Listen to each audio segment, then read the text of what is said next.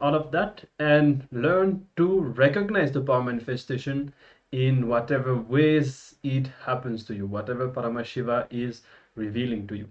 All right, so keep that in mind, and we are going to be verifying what the number were. So we have participants in the Zoom who have been able to see the number 5.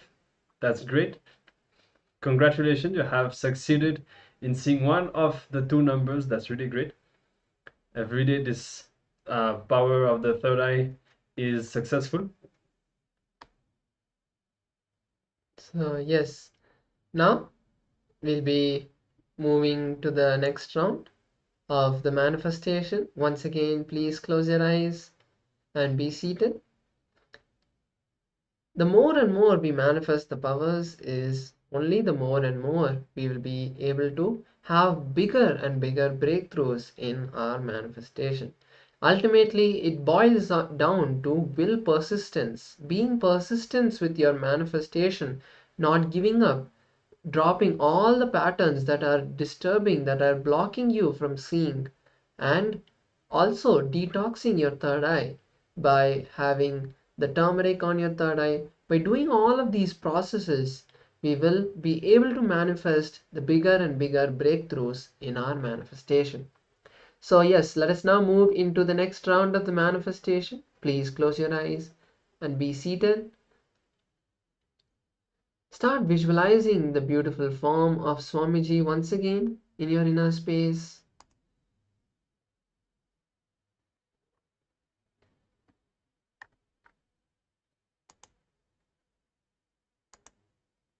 Let us now start chanting the Mahavakya. Om Nityananda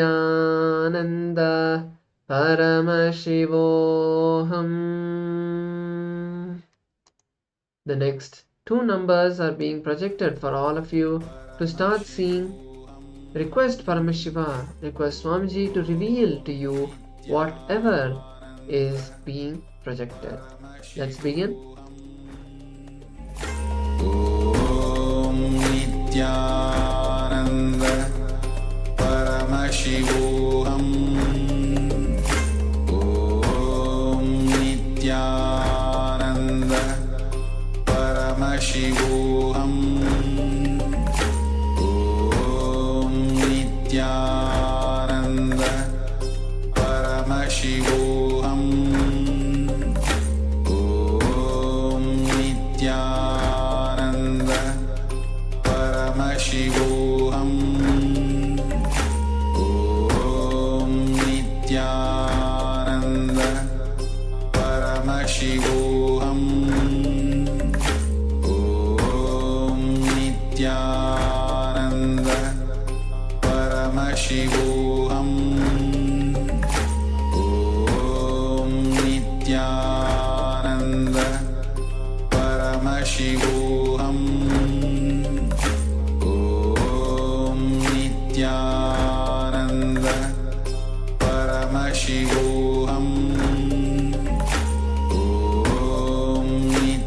Paramashivoham.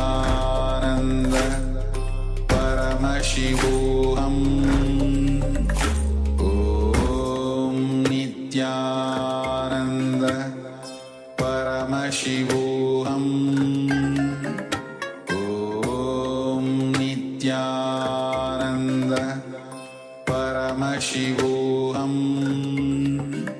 Om Nityananda Paramashivoham.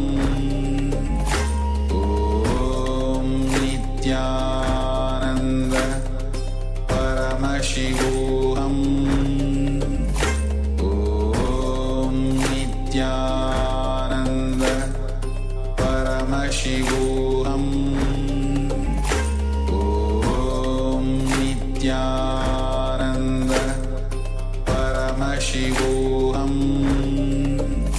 Om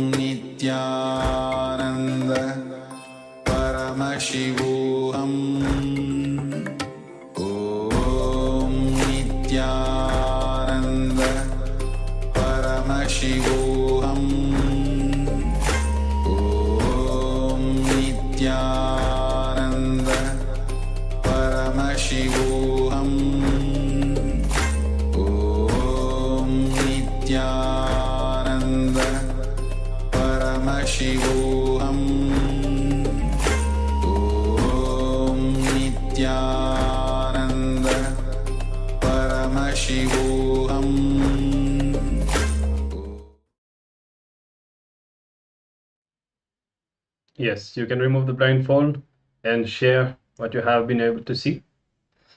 So remember one thing, that now we know that we are seeing numbers, but ultimately it could be even different.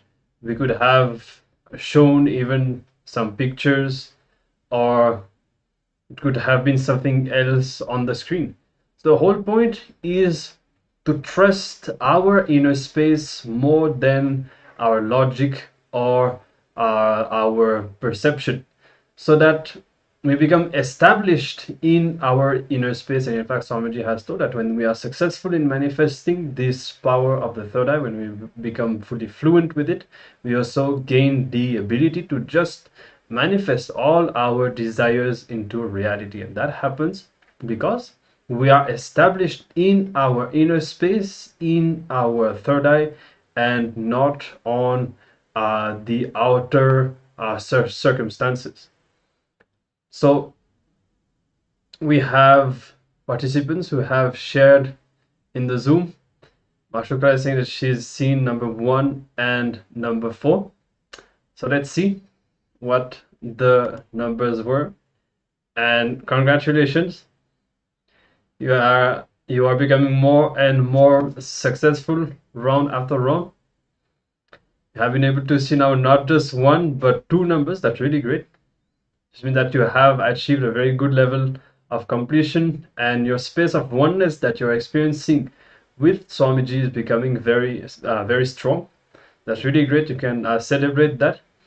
And for all the others who are currently struggling or striving to do, this is a great inspiration that we can all take, that it's possible for all of us. It's just about persistence. It's just about persistently surrendering and dropping everything at Swamiji's feet. And maybe Mashoka, you can share in the Zoom what is the key the key cognition or the understanding that you have that has helped you in being successful in this power, so that the others in the Zoom can also learn from that as well.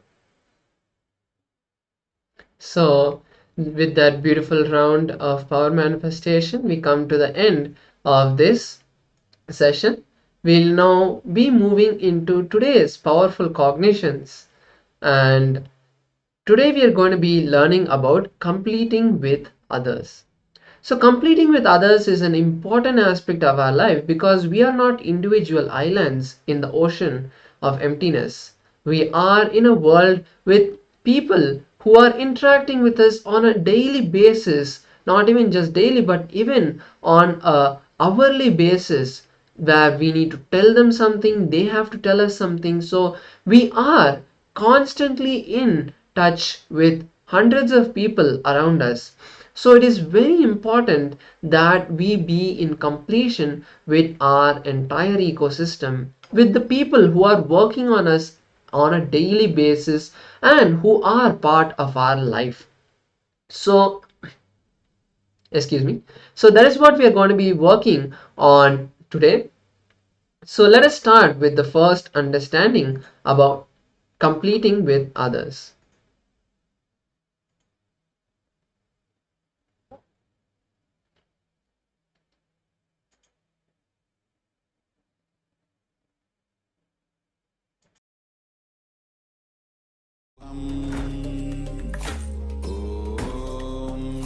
Nityanand परमशिवोऽहम् ॐ नित्यानन्द परमशिवोऽहम् ॐ नित्यानन्द परमशिवोऽहम् ॐ नित्यानन्द परमशिवोऽहम् ॐ नित्यानन्द परमशिवोऽहम्.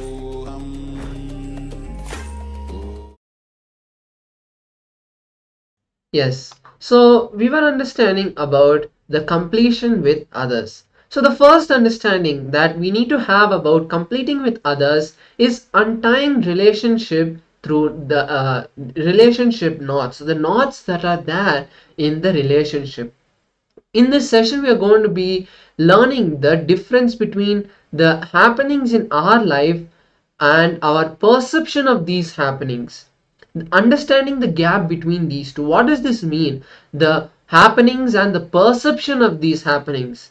So basically, there is a beautiful story in the Hindu Puranas where once Ganesha and Subramanya, the two sons of Lord Paramashiva, were given a task. They were given a challenge where whoever went around the world 3 times and came back first will be given a very powerful fruit which was blessed by Paramashiva. So what happens is that the story starts as in Kailasa, Paramashiva was living beautifully with his family, Devi Paramashiva Shakti, his consort, their elder son Ganesha, and their younger son Subramanya. So one day the great Rishi Narada, who is known for playing these leelas, not exactly creating trouble, but he would play a leela for all of us in the future to learn these powerful cognitions about life. So the great Rishi Narada, who had created who had got this mango, came and told Paramashiva, I have an enlightenment mango. Anybody who eats this will achieve the space of enlightenment. The moment I heard this, I wanted to give it to you, Paramashiva, because you're the greatest being in the entire cosmos. So I wanted to give this to you. Paramashiva said, no, I am already in the space of a Paramashivoham. I'm already in the space of enlightenment. I don't need. You can maybe give this to Devi. So Devi also said, no, Paramashiva has already given me enlightenment and I have experienced that ultimate space. Maybe you can give this to our kids. So the elder one and the younger one, both of them started fighting, saying, I want. They both were saying that they wanted the mango. Then after that, Paramashiva said, to solve the conflict, he gave a challenge, saying that whoever goes around the world 3 times and come back first will have the mango. Then both Subramanya and Ganesha ran to their vehicles and started the race. Even in those days, Subramanya had his own private jet, his peacock, where he just jumped on his peacock and flew away immediately. But Ganesha was having only a mouse as his vehicle, and he was so huge. So he had to sit on his rat, and that rat had to drag Ganesha all around. So Ganesha immediately thought about he immediately got an idea, and he just sat on his rat and he got a click. He went around Paramashiva 3 times. He went around Paramashiva and Devi 3 times and came and asked for the fruit. Paramashiva said, "How can you just go around us and then ask the fruit? You have not gone around the world." Ganesha beautifully says, "He is going around his world. I went around my world." The conclusion of the story that we need to understand is, we all may live and perceive things in certain ways. Commonly, like this online window where is projected on the screen. All of us are seeing, but each one of us live in our own world. Please understand that we may see things as common in the world, but that does not mean that we are all living in the same world. For example, when we see a number 6, one person who is standing in the right side and the left side, they will see the number as 9, the other person might see the number as 6. So that is the difference between the my world and the world. As we saw in the first part of the session, the perception of the happening and the happenings themselves. So the gap between different people's perception of the same thing starts from the gap within our own identity, and it is that gap inside us that breeds the self-doubt and stops us from living. So the root of self-doubt, it is this gap that all of us are having inside us between our inner image, what we feel as who we are inside, and the outer image, the image that we show to others. So when the self-doubt is there, then from that we also develop the self-hatred. And just how your outer image is a lie, your inner image is also a lie. If you hate both, you will complete with both. But if you hate only one, then this is when things become difficult to complete. Now here, what we need to realize is quite a few things. First, how we all perceive the world differently. That happens because we are having different parts inside us. We are not integrated inside. We are having a conflict within different within the inner image and the outer image. Let's say that, for example, beings who are in complete completion within themselves, they will not have this different perception of the same happening.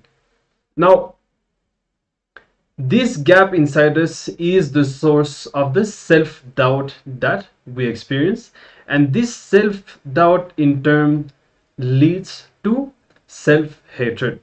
Now, let's understand more about this gap and how it affects our lives. Now, all of us, all the time, we always have this feeling we want to retire.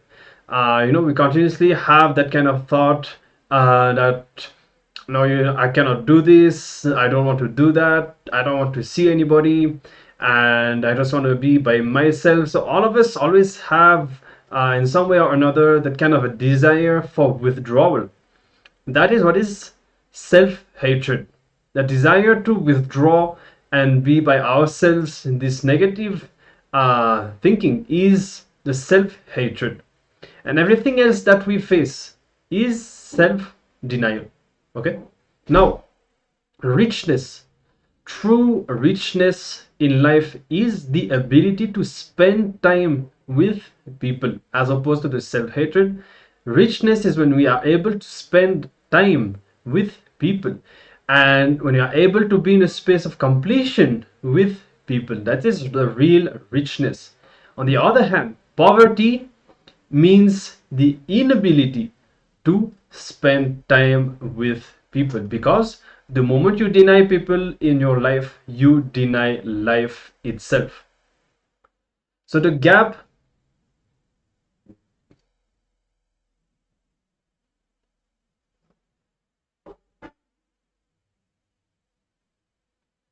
now, the relationships are not something separate from you, they are direct extensions of you.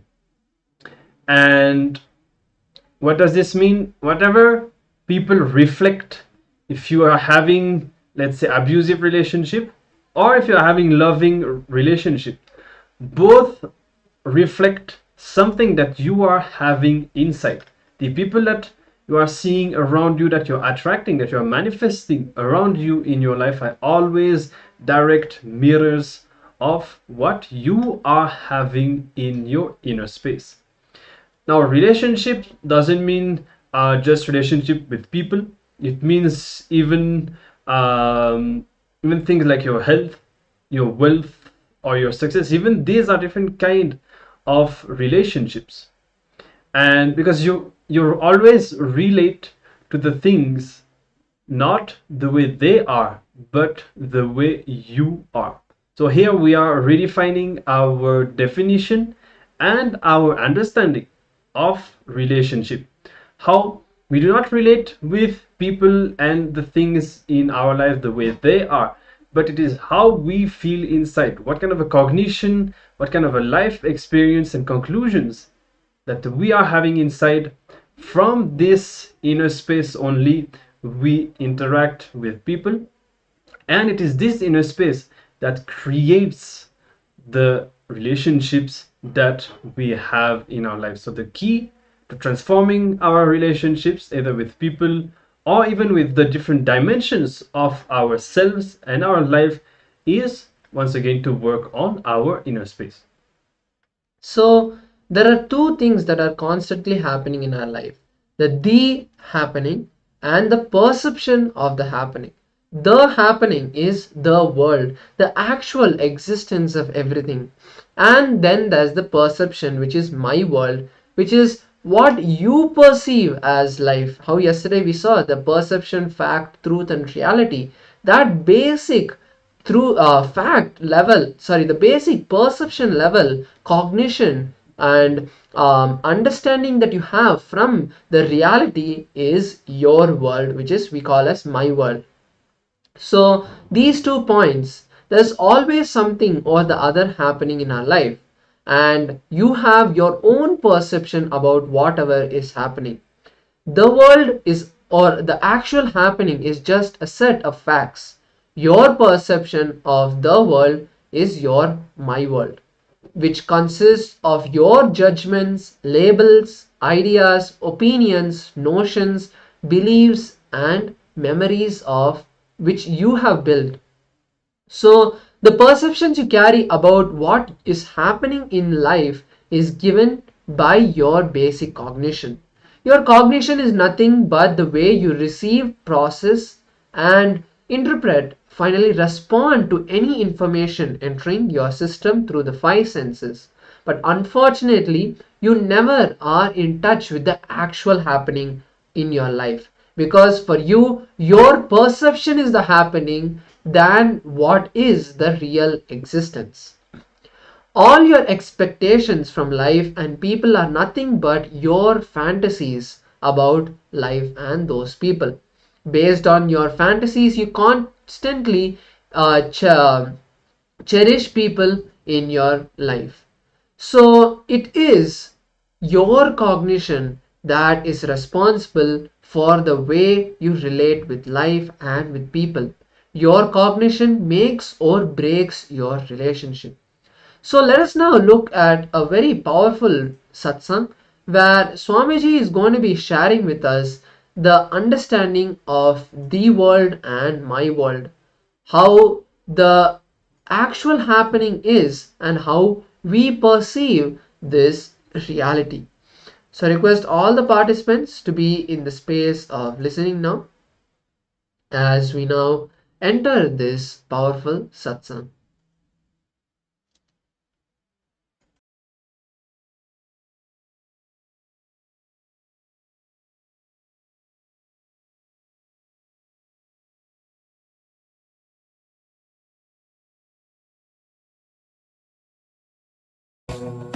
We'll now enter into the next step of the completion process. Completion with others. Before entering into the completion with others,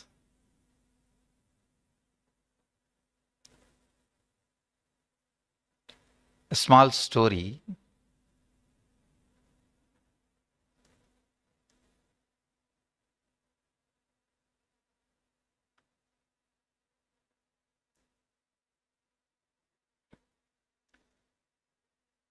In Kailash, Sadashiva was living with his beautiful family, Devi Parvati, his consort, and elder son Ganesha, younger son Subramanya. One day comes one great Rishi, Narada, and creates a mess, saying that I have an enlightenment mango. Anybody eats this mango will have enlightenment. The moment I heard about it, I wanted to give it to you, Sadashiva, because you are the greatest being on the planet Earth, so I wanted to give this to you. Sadashiva said, no, I already have enlightenment, I don't want it. Maybe you give it to Devi. Devi said, no, you already gave me enlightenment, I don't want this fruit. Maybe we can give it to our kids. So the elder one and younger one, both of them started fighting. I want.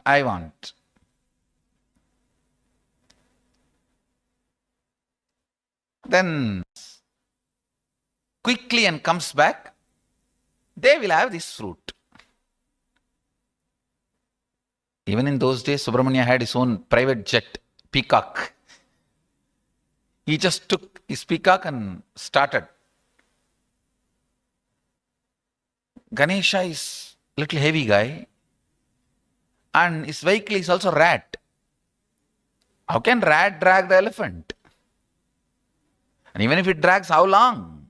How can the speed pick up? So Ganesha was looking around. Finally, he got the click.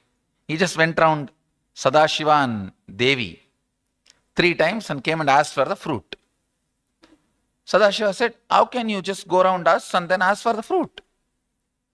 Ganesha says beautifully, he is going around his world, I went round my world. Understand? Younger brother is going around his world. I am going around, I went round my world. And he gets the fruit. The rest is history. Understand, we all may live, see, perceive some things common, like this hall, all of us are seeing. But each one of us live in our own world. Please understand.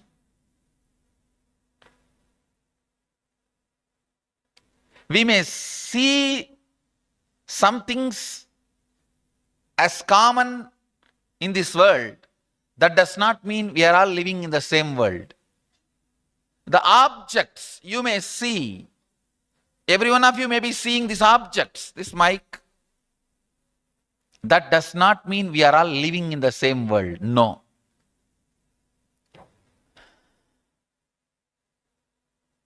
Each object, each person, each situation, all of us have. our own perception. We all live in our own world. The world is fact. My world is perception. Listen carefully. The world is a fact. My world is a perception. The actual happening, the world, facts, your judgment, your labels, your ideas, your opinions, your notions, your interpretations, your beliefs, your experiences, your expectations, your memories, your explanations, your commentaries, your commentary on the commentaries, all this is your my world. How many of you understand this? The world and my world. One more example I can give. At the age of 4 or 5 in the school, teacher asks, who is the first Prime Minister of India? One kid just puts the hands up with all excitement, jumps on the chair and says, Mahatma Gandhi. Actually, Nehru, it's not Gandhi. So wrong answer. Teacher will shout, hey, why did you give the wrong answer? He will scream. That becomes a pattern in the child even after the age of 50. Even in their team meeting or the CEO meeting, he or she will not express our ideas. He or she will tell somebody, they will express and get the good name. He or she will never stand up again. How many of you have this kind of experiences? Because of something happened sometime, still holding on to that. That impacts still the way you behave.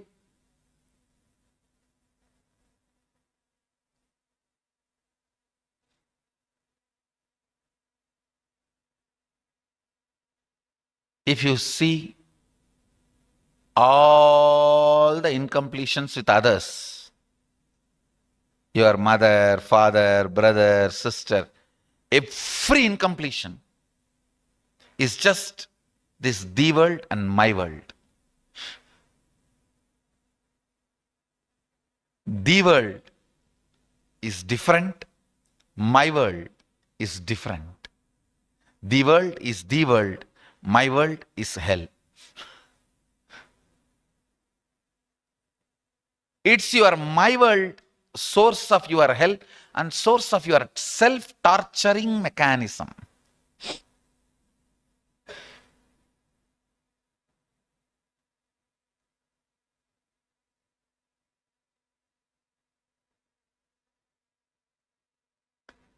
So now we will have a manana. Manana means contemplation. I want you to list all the relationships in your life. Start with your mother. That's the first relationship. First list all the relationships. Mother, father, brother, sister. Whoever is part of your life. Whoever was very strong, whoever were strong part of your life.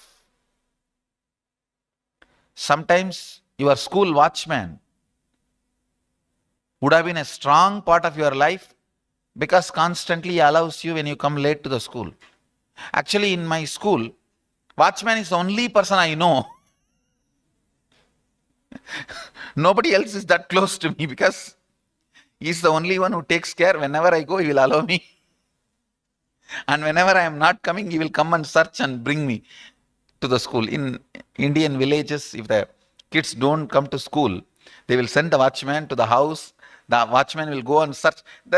In the whole Indian village, you will have only 5-6 hideouts. And the kids are not even intelligent to change the hideouts. We will be sitting in the same place, ganging up, and he will come and beat all of us and take us to the school. And somebody who was important part of your life, even if the person is not there, list their name. You don't have to list everyone. Whoever was important part means whoever you remember with a strong connection, good or bad. Sometimes you'll remember some teachers like a demon. Or you may remember some relationships like a devil. Even good or bad. Pen down. It can be even your pets, plants, trees, gurus, God, gods. Sometimes you develop certain kind of a relationship with different gods. Initially you are attracted to Hanuman and suddenly you think Hanuman is not listening to you anymore, then go to Shirdi Sai Baba and after some time you think Shirdi Sai Baba is also not listening to you, then you catch Ganesha. People have some Hinduism gives you the right to change your Ishta Devata. Actually, it gives you the right to worship the way you want. This is exactly the word Sadashiva is uttering in Agama. He says, I give the right to worship the way you want.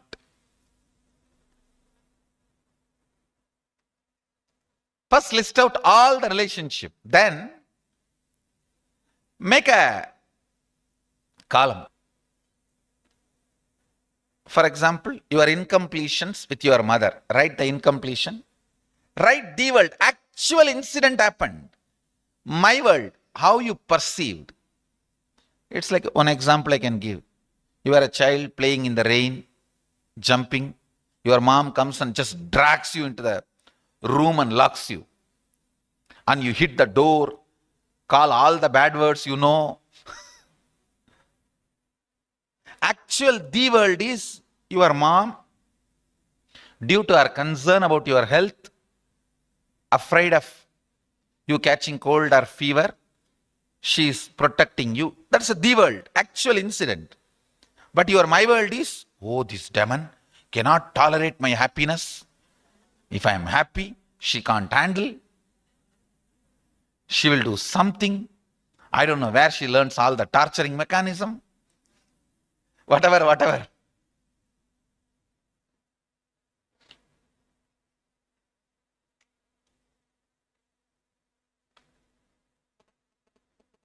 So your incompletions, the world and my world, about your mom, then about your dad, all the relationships you wrote. First list out the relationships, then make this column. Sit and just, I want you to spend little time on contemplating about each relationship. Please understand, when you have an incompletion with a relationship, that is like a broken arm. Not only it is not useful for you, it is dangerous. Healed arm, not only it is not dangerous, you have one more hand. A healed relationship means you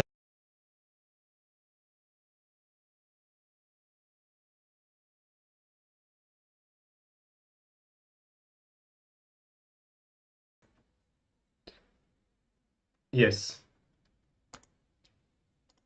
So here Swamiji beautifully explains to us what is the difference between the world and my world, and how all the incompletions that we have in relationships are due to this gap between the world and our perception of the world, which is my world, which starts in our past.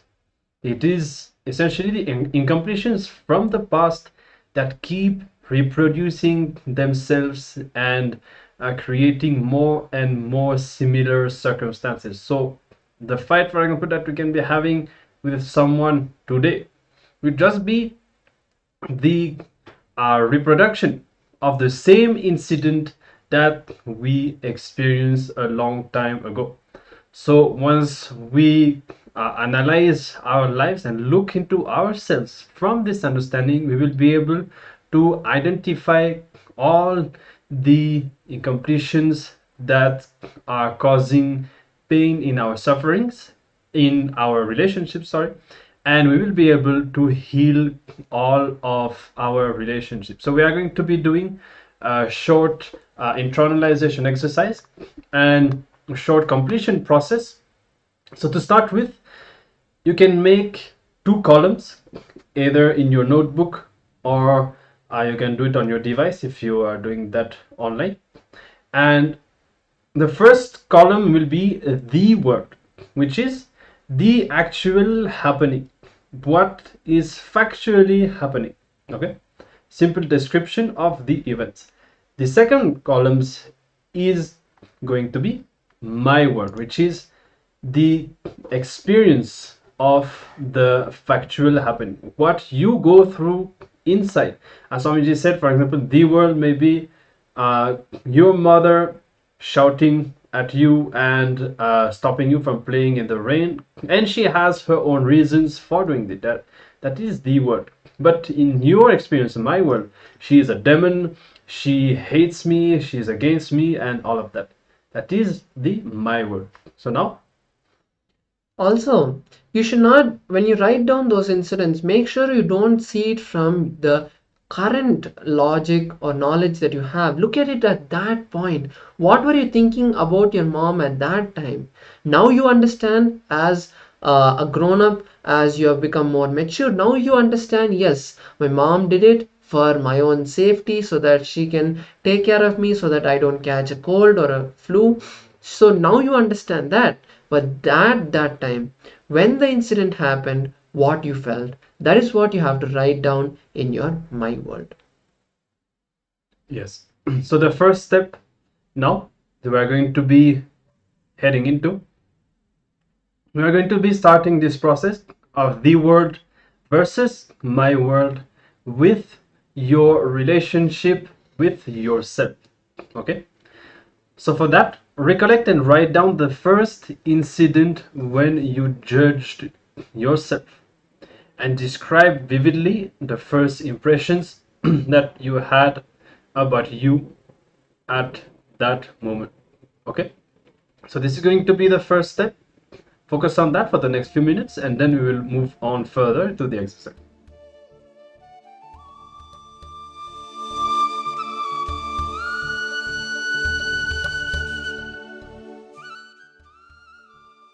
If you have any questions about the process, please feel free to share them in the Zoom chat and we can answer those questions.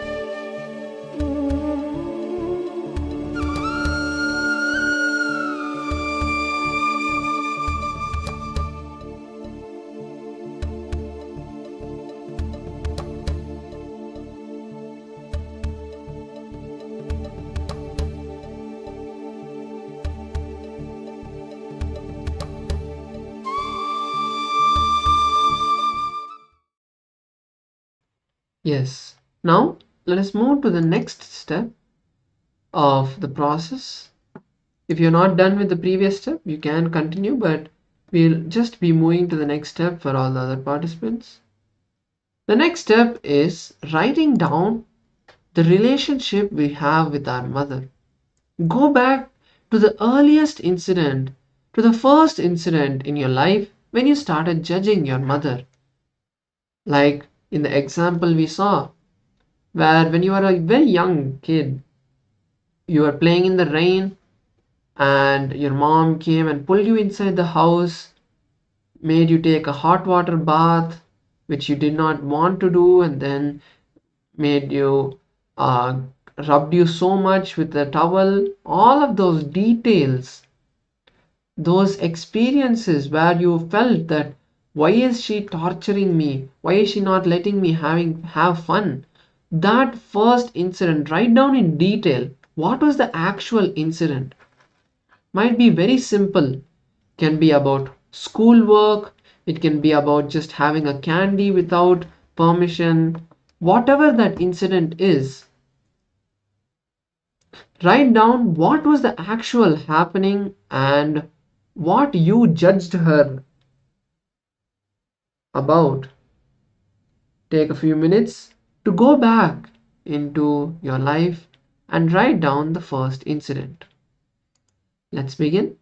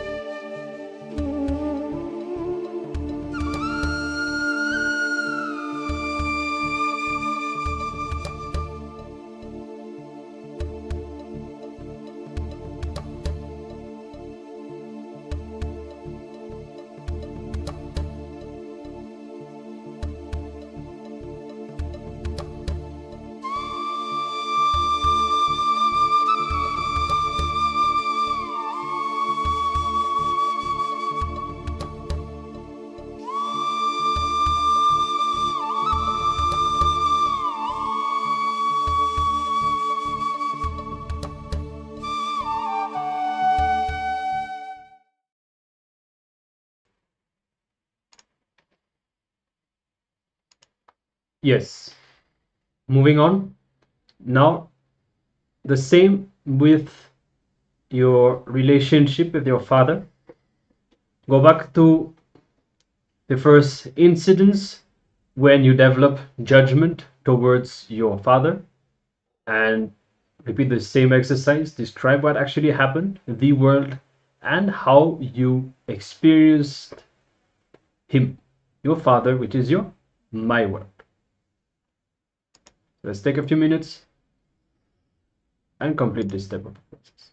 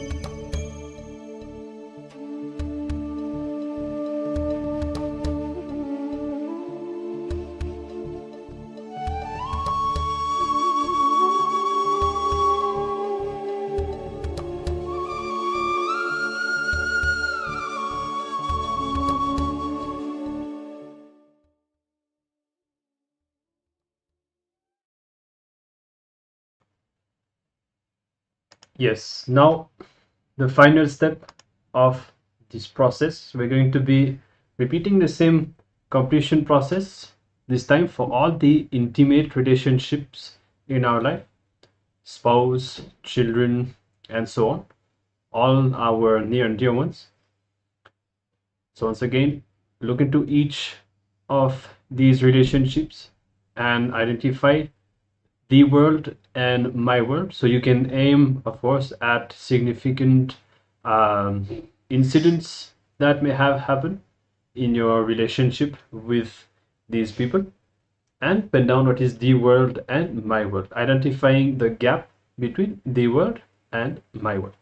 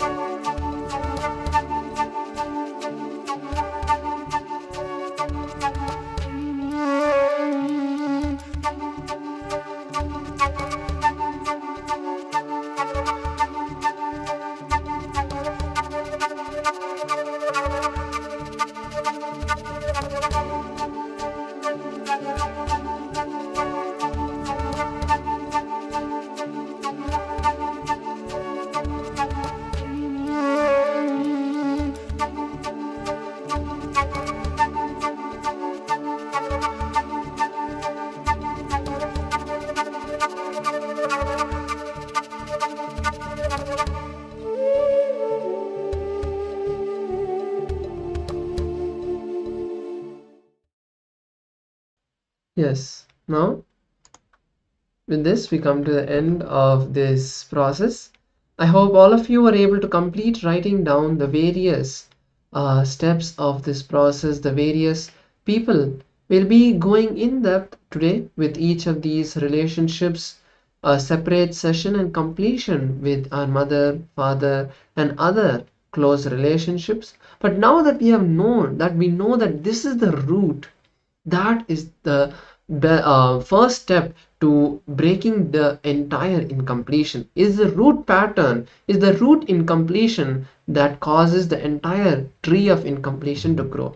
So once we remove that root, then breaking the tree is very easy. So with this, we'll now be manifesting one round of power manifestation. Today we are going to be manifesting the power of Vak Shakti.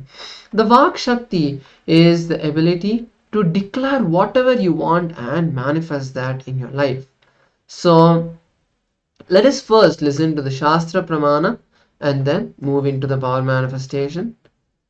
The Shastra Pramana goes, अनेनैव विधानेन योगीन्द्रो वनिमण्डले भवेत् सच्छन्दचारी च सर्वापत्परिवर्जितः. Paramashiva beautifully says, by acting upon these ordainments by me, the great yogi, Yogendra, becomes in the world perfectly independent, Swachandachari, and is free from all obstacles. He can travel anywhere he wants, Sarvapath. So, in this verse, Paramashiva tells us that when we enter that space of oneness with him, as he says, acting upon these ordainments by me, when Paramashiva says that, he means the instructions he has given us, which is the space of oneness, then we'll be able to manifest the power of Vak Shakti.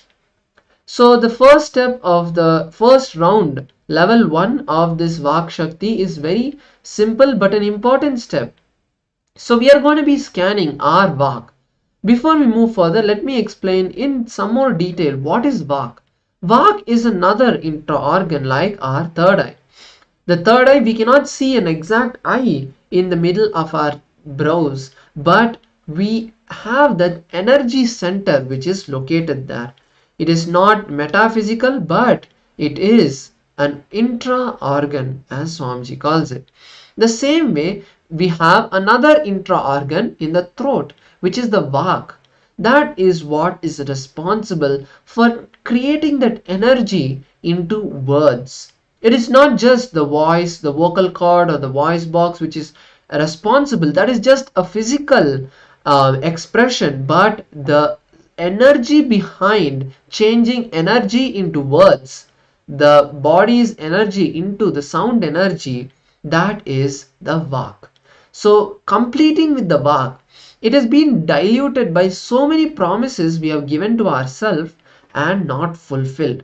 So we have to first complete with it to be able to declare anything and see that in reality. So that is what we are going to be doing. So let us take a few minutes now to take a piece of paper and write down some of the incidents that you see you have given to yourself. You might have given so many incidents to yourself, so many promises to yourself that you would do this, you would do that. But write down now some of the major promises you have given to yourself and which you did not fulfill. Let's take a few minutes now to write this down, and then we'll be moving into the next levels of the manifestation during the day. Let's begin.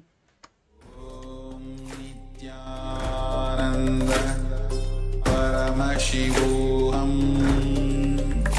Om Nityananda Paramashivoham Om Nityananda Paramashivoham Om Nityananda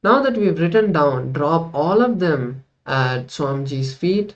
Whatever you have scanned and seen in your vak, that is blocking your vak, drop it at Swamiji's feet and request Swamiji to manifest completion with your vak. So with this, we come to the end of this beautiful round of power manifestation, and now we'll be moving into the next session. So the next session is about completion with others, going deeper into this understanding of the completion with others. So the first thing you need to decide is that I have to bring completion with others, with whomever I am living. This decision starts the completion with others. Your cognition is the way you receive, process, interpret, and respond to any information entering your system through the five senses. As we saw in the previous session,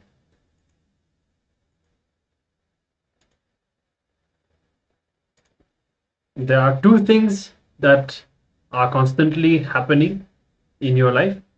The world, which is the actual happening, just a set of facts, and then there is my world, which is the perception that you carry about what is happening, all the judgments, labels, ideas, opinions, notions, and so on. You can see on the image how two persons seeing the exact same thing but from two different sides will seem to perceive the opposite, even though they are actually looking at the exact same thing. Now, your relationships are shaped by your cognition. So it is your cognition that is responsible for the way you relate with life and with the people in your life. It is your cognition that makes or breaks your relationships. So now, as we are listening to this, it may seem obvious, but again, it's always about remembering whenever we are actually relating with people. At that moment, when we are looking at that person, having a conversation with that person, do we remember at that moment that the cognition that we have and the inner space in which that we are having at that moment, that this inner space is literally creating our experience of the other person? Most of the time we don't. We see the other person through the filter of our cognition, perception, and we assume that what we perceive, the idea that we have at that moment, is who the other person actually is, which is not. And as we said, it is this wrong cognition, this gap, which is the source of all the relationship problems and all the conflicts that we are having. Our inability to engage with others from a space of completion and having an accurate cognition of who that person is and who we ourselves are. So moving further, let's go through a story which will illustrate this topic that we are learning right now. So an old man one day went to a nearby village and he was coming back to his home. And from a distance, he saw that his house was on fire. So as you can imagine, he was panicked, and then he started rolling on the ground, and he was devastated. And one of his son came to him and said, "Why are you crying, father? What happened?" And the old man said, "My house is on fire. My house is on fire. What am I going to do?" And his son reminded him of something very important. He told him, "But don't you remember? Just yesterday we sold the house. It is not ours anymore. We are not losing anything here." And upon hearing this, the old man was relieved, and he immediately got up, and he became completely all right. He forgot all his sufferings, and everything disappeared. But within just a few minutes, his second son came. And his second son told him that, Father, we sold our house, that is true, but the money has not come yet. We have not received the money. So that's it. Immediately upon hearing this, the old man once again was devastated and started rolling on the ground and crying that, oh no, no, no, my house is on fire and the money hasn't reached. We have lost everything. Our life is over. And the same house, okay, the same incident, the same facts, the same person seeing the same house burning on fire, but within just a few minutes, he moves from a state of extreme suffering to a state of relief and again suffering. Why? Because just because of the change in his perception.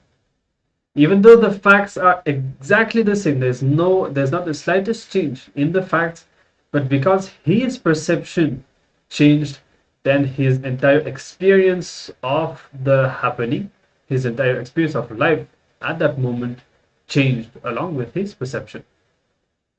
So the first thing you have to do is for manifesting completion with others is taking responsibility for everything happening around you.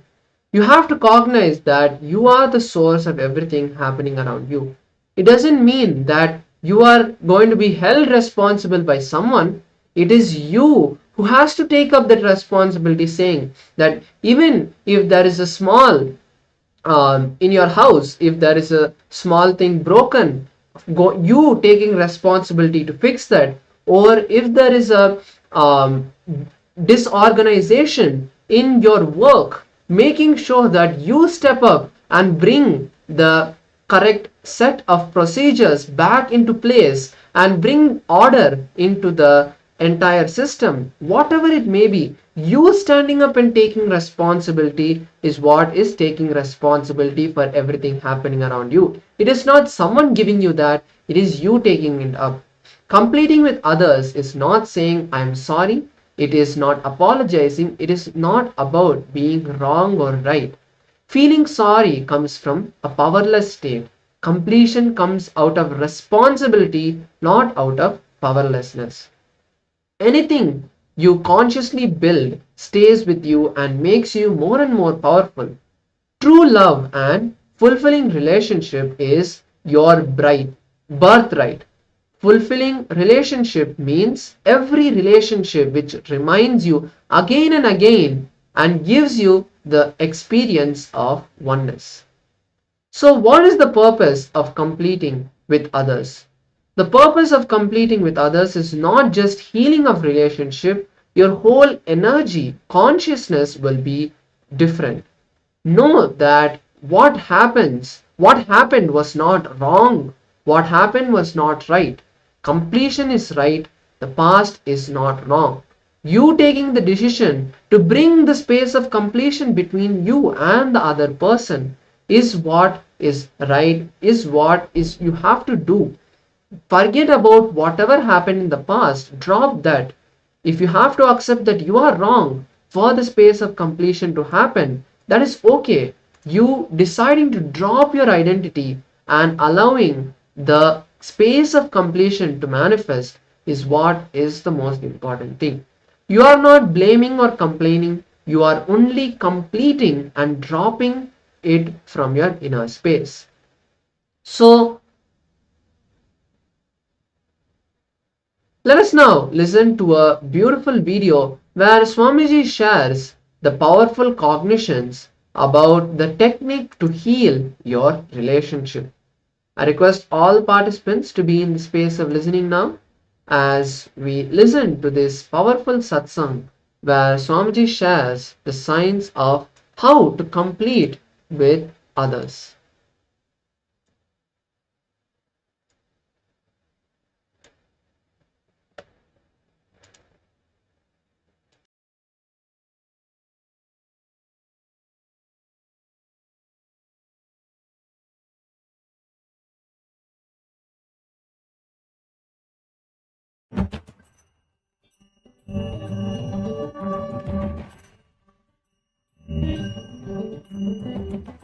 start with a simple introduction. Only what you are going to do about that introduce. I am doing a meditation program where I am supposed to heal and complete myself and others. So you are part of my life. So I am doing the completion with you. Simple words. Then tell what is completion means. I understand all this has happened in our life, many things. So now I realize that I am responsible. What has happened outside is different, and feeling hurt, I am only responsible. I tell you, whatever happens outside, you don't need to feel hurt. I can give you one example from my own life. Let me tell you a story from my life. At the age of 5 or 4.5, my mother went and cried to my grandfather, my mother's father, her father.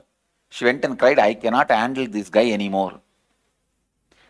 See, my family used to tell I used to be like a Shiva Bhuta in a body, means some 1 ton weight. 1 ton means how many pounds? 1000 kg, around 2000 pounds.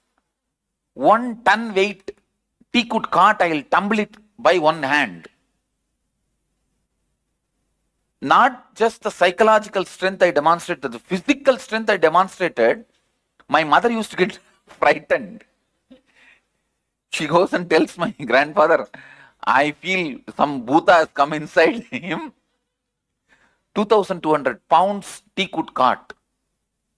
Once my mother told me, call your uncle.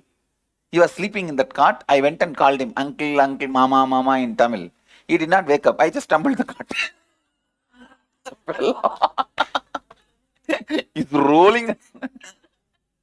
Actually, he got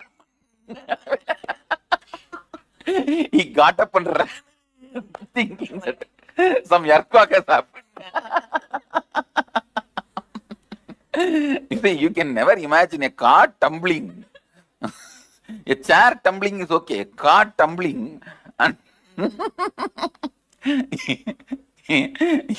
what happened? Now still I can remember the scene. He thought some earthquake happened and he ran. Like this, many of my adventures, very powerful physically, she could not handle. She went and told my grandfather that I am not able to handle this fellow anymore. You put him in the school. And they took me to the school. My grandfather, one fine morning, took me to the school. And that school half was built by my grandfather. Means he donated the money. So he took me to school, and the whole school is literally respects him and under him. In the front itself, there will be a big stone wall. Money donated by my grandfather's name and all will be there. The stone plaque. So he walked into the school and told the school, admit this fellow. The headmaster said, no, age is not there. You have to have a minimum age. My grandfather said, no, whatever age you want, you put. No, that is the way in my certificate I am older than original. Originally I am born in 1978, January 1st. The certificate, 1 year before I am born. And anyway, we don't have a problem in India, it is normal. How many of you have the same problem in India? In India, it is normal. So, my grandfather said, you put whatever date you want. So, I was finally got into the school. Then, headmaster told, go to that classroom where I am supposed to go, the first level or whatever. I don't know whether it's a kindergarten or remember, class 1, whatever. The moment I went, the teacher, even as a kid, my grandfather nicely put up all the sacred ash. If you see our Gurukul kids, how they are, exactly the same makeup. I am going and standing, but in white dress. This fellow could not handle. He said, what is this? Like a whitewashing, how they do whitewashing for the wall and the house. Like a whitewashing you have done. And came. Tomorrow you should come without all this whitewashing. I did not answer. I just looked him up.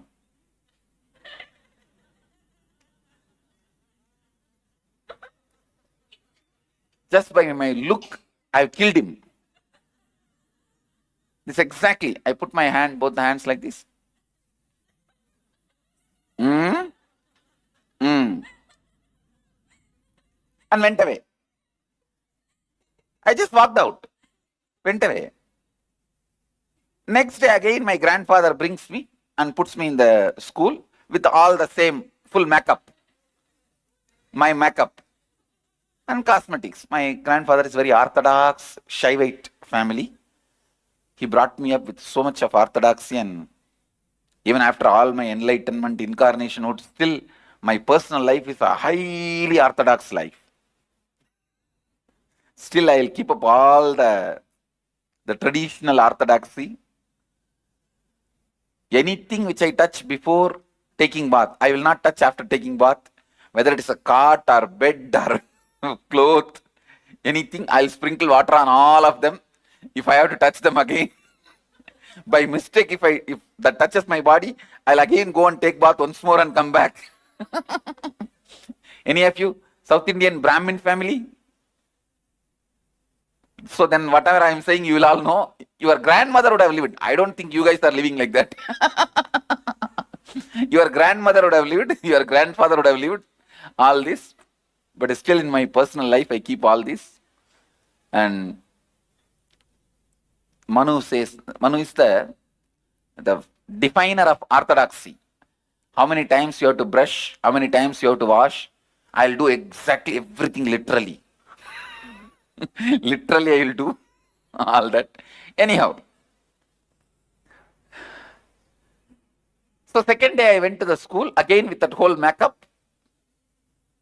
I am giving you a little background introduction so that you understand the whole situation. Again, this teacher got completely shaken. Because I didn't care.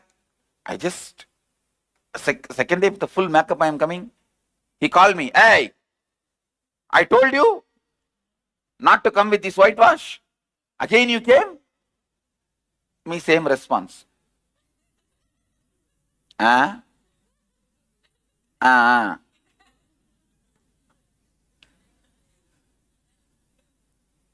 No agitation, no perturbed, no desperation. Completely ignoring him, not caring, not bothered. That only irritated him. Immediately threw the chalk piece in the hand. That chalk piece they will have to write on the blackboard. He threw that and said, come to the teacher's room. In every school there will be one small room where these teachers will sit and have tea and smoke and flirt with the lady teachers. There will be one room. And this fellow said, come to the teacher's room. And he went away to the teacher's room. I didn't bother. I slowly walked. When I reached the teacher's room, I am supposed to stand outside and ask, excuse me sir, take the permission and go inside. That's class leader, he told me this is the way you have to do and all that. I went, but I straight walked into the room. The moment he saw me, he got up and he rushed towards me to hit.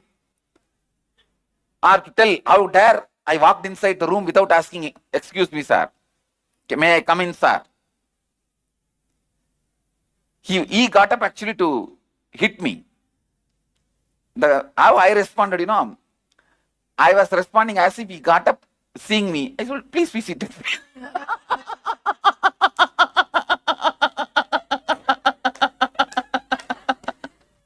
Ukar.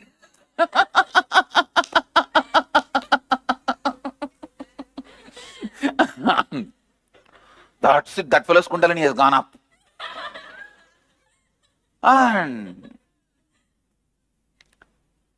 he caught hold of my one hand and started twisting and started wiping my vibhuti. The moment his hand touched my vibhuti, that's all. My Kundalini has gone up. And I just held his one hand with one hand. That's all. At least my 10 teeth has gone into his hands. And he's screaming, hey, leave me, hey, leave me, hey, leave me. and real bite, not ordinary, real bite. And it took at least 2-3 minutes for him to get released. I bit him in the right hand. And nicely. And finally when he released his hand, he saw it's bleeding.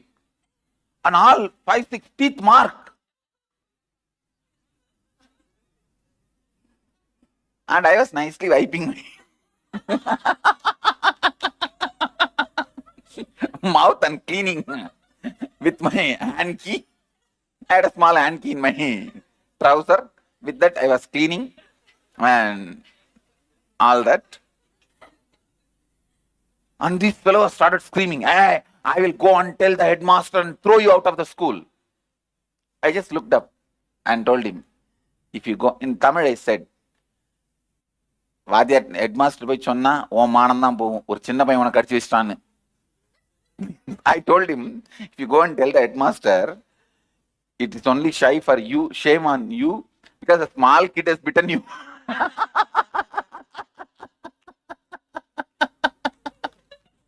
And that fellow was so angry. He said, even if it is shame on me, it's okay, I will go and tell the headmaster. And the next word which I uttered only, I shook him. He had an extramarital affair with another one teacher. And both of them will come to the temple every day and sit under the banyan tree. And usually I used to sit on that tree only. So I've heard about them, but I never thought I will go to the same school and same teacher. And they will come and sit and flirt there only. It's a remote area in the temple. I usually used to sit on that banyan tree. I'll sit on the banyan tree playing, and we will be playing around in that area only. Because we were kids and these two will never bother about us. And they would have never expected I will come to the same school and under them. And I told him, okay, I told in Tamil, வாங்க headmaster போலாம், நீங்களும் Lakshmi டீச்சரும் daily ஸ்கூலுக்கு வந்து என்ன பண்றீங்களோ, கோயில வந்து என்ன பண்றீங்களோ நானும் சொல்றேன், நீங்களும் சொல்லுங்க நானும் சொல்றேன், ரெண்டு பேரும் வாங்க போலாம். In Tamil I said, let's go to the headmaster and you tell what I did and I'll tell what you and Lakshmi teacher do every day in the temple after the school hours. Come on, let's go to the headmaster. That's all. That's all. That fellow took his kerchief and wiped his hand and he told me in Tamil, "Sari po, nee sollada naanu sollala." Means, all right, go. You also don't tell, I also won't tell. That's all. After that, he never bothered about my vibhuti. My sakradash, he never interfered. Please understand why I want to tell this. The same situation, if any one of you, it could have become a root pattern in you. All I am trying to tell you is you don't need to develop incompletion. Developing incompletion is not mandatory. I don't have any incompletion about this incident. From the beginning, developing incompletions is not mandatory, which is not sure. See, this situation, there is every possibility I could have developed fear, incompletion, so much, which I did not.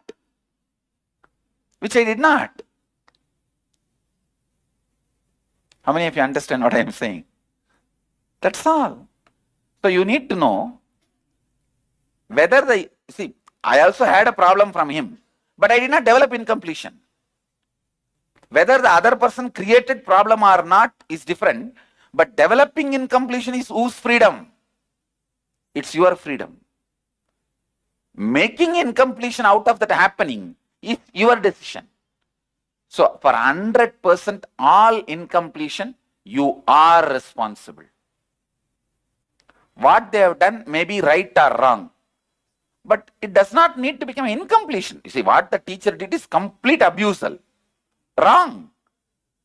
But it never became incompletion in me. Recently, few years before when I went to Tiruvannamalai, he came and had my darshan. Later on.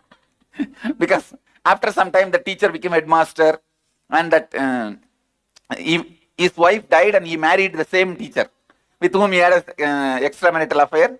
He married the same teacher, and that teacher also died. Now he is retired. He came and touched my feet. I picked up the same right hand and touched me. He said, "You leave me." Leave my hand. I said, okay. It never became a pattern in me, incompletion in me. Even though what he did was completely wrong, I never created an incompletion in me. So what others may do right or wrong, but that does not mean you have to develop incompletion. So any incompletion you have developed, who is responsible? You. So who is supposed to do completion? You. Make them understand about completion, the other person, then explain incident by incident and listen to their response also. Most of the time, it will be completely, it would have been misunderstood by you. My world is completely wrong. So listen. And finally, complete. Tell them clearly, whatever is right or wrong, now I am dropping it, I am completing with you. Over. With this, I am not going to carry any more powerlessness. Incompletion with you. Over. Declare completion. Do this with every relationship, whoever is alive and reachable. If they are not reachable, not alive, do it only with the mirror and the other person.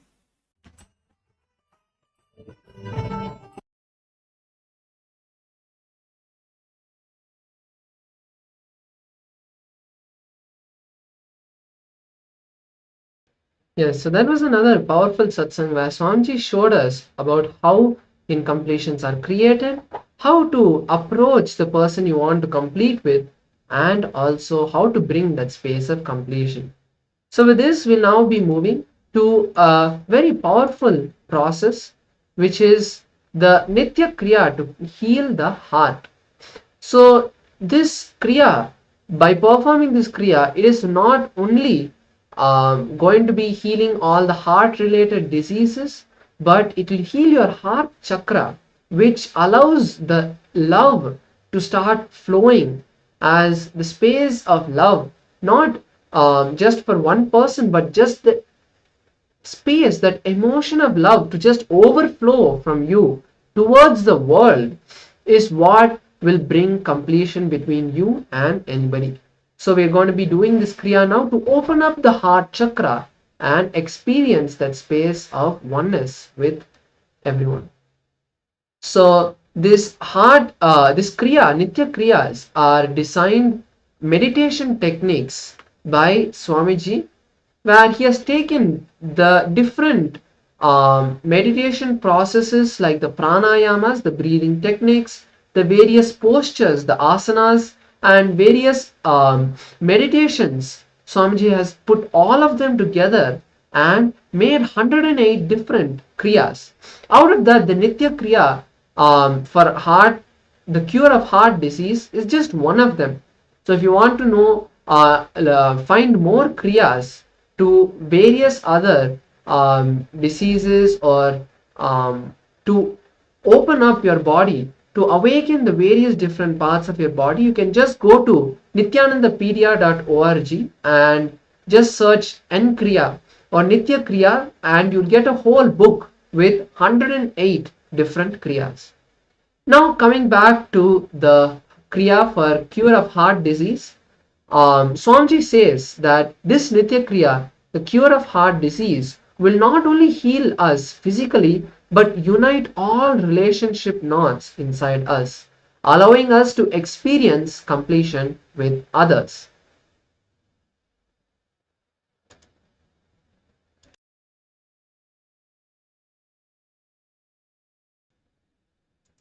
So Swamiji says that these kriyas will untie all of the knots in our relationship. Swamiji also says that this is a cure for all heart disease. Even if you don't have heart disease, this Kriya will awaken your Anahata chakra, your heart center, Through this Kriya, the intense Kundalini is going to be awakened in you. You will have, if you have heart disease, the energy will be used to cure the heart disease. If you don't have one, the whole energy will be used to awaken your inner heart, your spiritual heart, the Anahata Chakra, the heart center.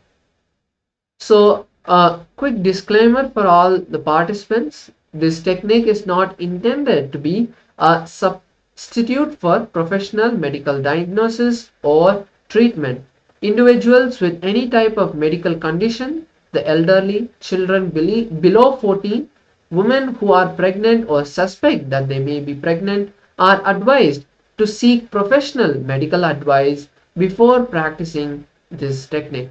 Viewers who are not on two-way video conferencing are cautioned that they are practicing these techniques at their own risk.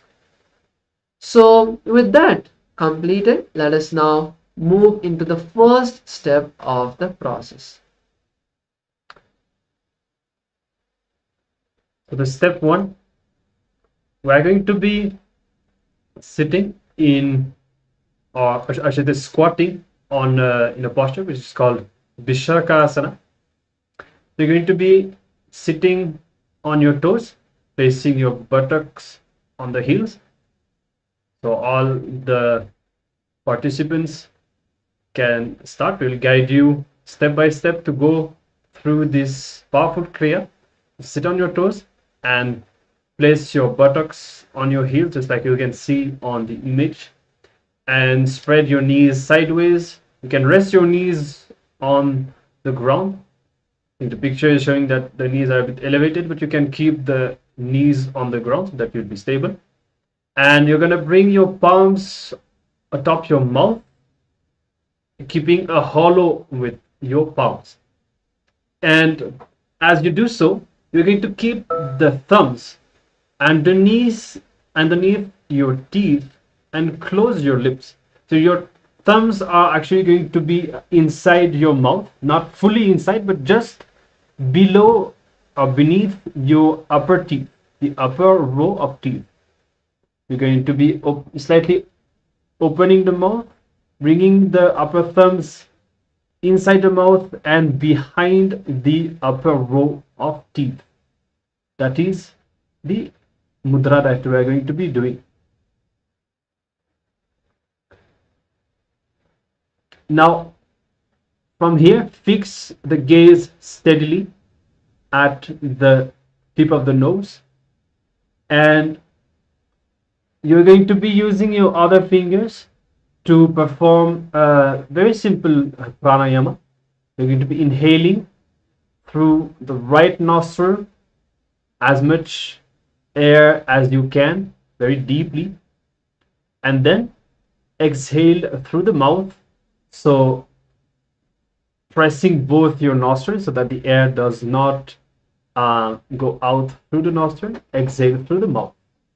Okay, so we're going to be doing this breathing process 21 times. Okay, it shouldn't be very long. You don't have to hold your breath. Just inhale through the right nostril and exhale through the mouth in this Vishraka Asana posture.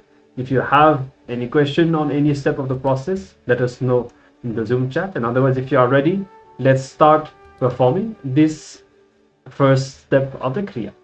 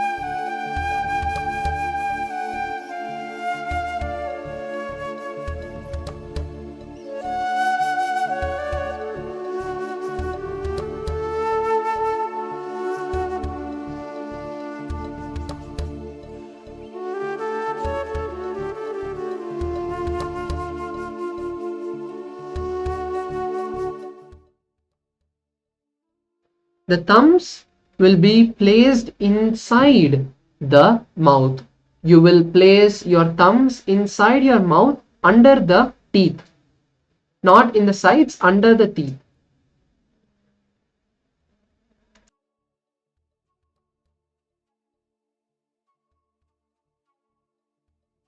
So I can actually show all of you. So basically you place your tongue, your fingers inside your mouth and cover it like this. So that is how we'll be performing the Bishraka Kumbhaka. Inhale through the nostril, right nostril. At that time, close your mouth, and then when you exhale, you can open your mouth, but you can continue to keep your thumb inside your mouth throughout the process.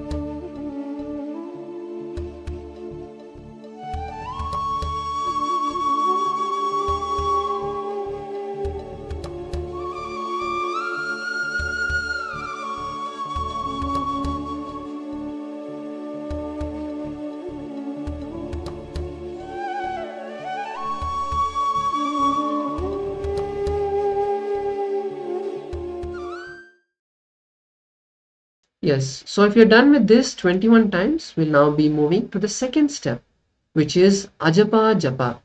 This is also a very simple step. If you can, continue to stay in the same asana. You can remove your hands from the face and place them on the respective knee. So the Ajapa Japa is very simple, where we'll be inhaling with the hum sound, and through the right nostril, visualize the breath is touching your heart, and then exhale with the sum sound, visualizing the sum. You will not be verbally chanting these two words, hum and sum. It will be just a internal visualization. So for this, you can use your ring finger and thumb to control the breath.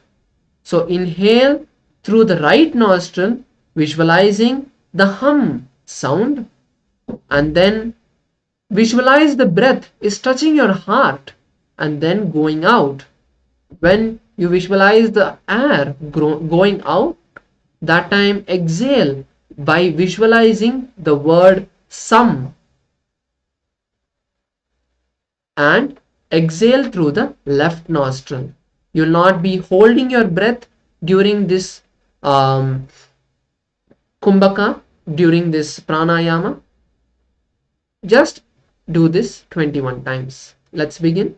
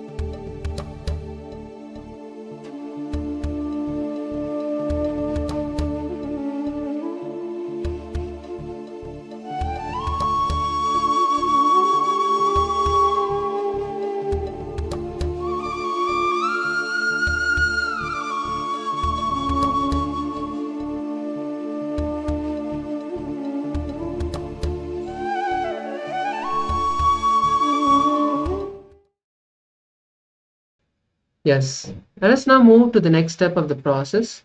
Continue to remain in the same Vishrukasana. Place the palm and the hands on the knees and close the eyes. Inhale through both the nostrils. After inhaling, perform the Jalandhara Bandha, which is tucking the chin to the chest. Just lower your neck, chin to your chest, and remain in this Jalandhara Bandha, holding your breath inside as long as you can comfortably. Make sure you do not strain yourself. Just lock your chin to the chest and stay there for as long as you can comfortably. When you are feeling discomfort or pressure, release the breath through both the nostrils. Let me repeat the step. Let me repeat the process. We are moving to the third step. So remain in Vishrukasana, the same seated position, the squatting position. Place your hands on the knees. Close your eyes and inhale slowly and deeply through both the nostrils. After inhaling, perform the Jalandhara Bandha, which is locking the chin to the chest. Just lower your chin to your chest and hold the breath as long as you can comfortably. When you are feeling discomfort or pressure, release the breath to both the nostrils. Repeat this 21 times. Let's begin.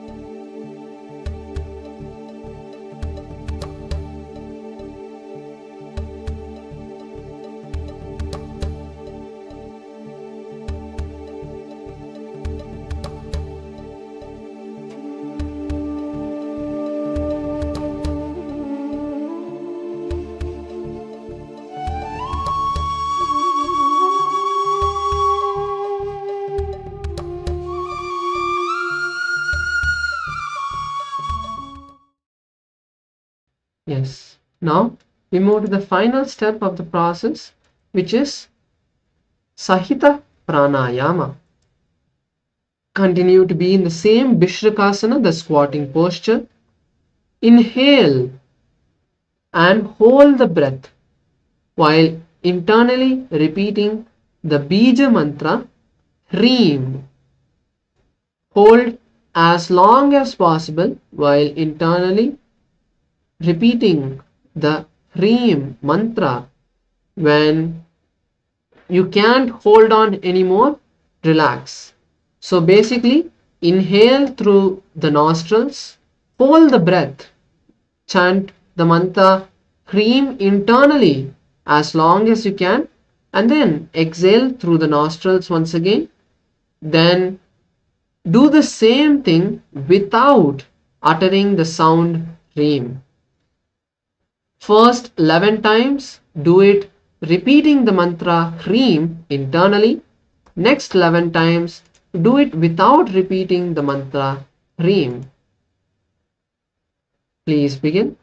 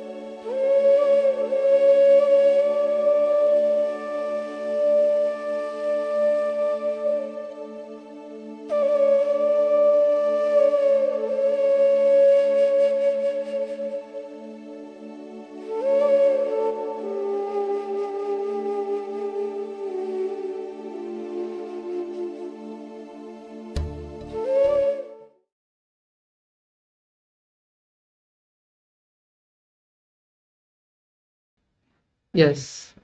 Now, let us relax slowly. With this, we'll be moving to the power manifestation, the next round of power manifestation, where we are going to be scanning your work and seeing all the deluded promises you have given, all the promises you have given to others. Last time we scanned our work for all the promises that we have given to us, where we scanned our work for all the promises, unfulfilled promises that we have given to ourselves that we did not fulfill. Scanning and seeing your work and seeing like how you would see your body, or when you're seeing a document, how you would scan and see all the different list of details that are there inside that. Like that, you will be able to scan your work and see these are the different major blocks which are there. Through your third eye, you will be scanning your work and completing with those incompletions. So let us now take our piece of paper and keep it with us.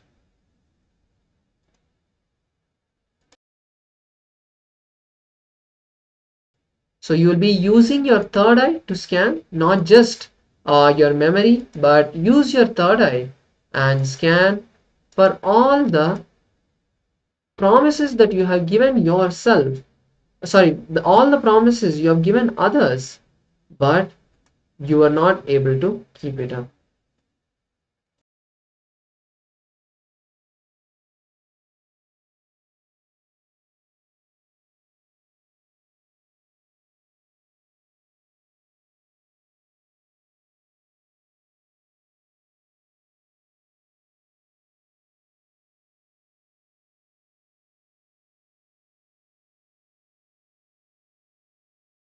Close your eyes, connect with Paramashiva and ask him to reveal all the diluted promises you have given to others that you did not fulfill.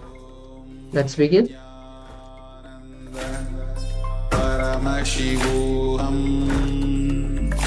Om Nityananda Paramashivoham Om Nityananda Paramashivoham Om Nityananda Paramashivoham Om Nityananda Paramashivoham Om Nityananda Paramashivoham Om Nityananda Paramashivoham Om Nityananda Paramashivoham Om Nityananda Paramashivoham Om Nityananda Paramashivoham Om Nityananda Paramashivoham Om Nityananda Paramashivoham Om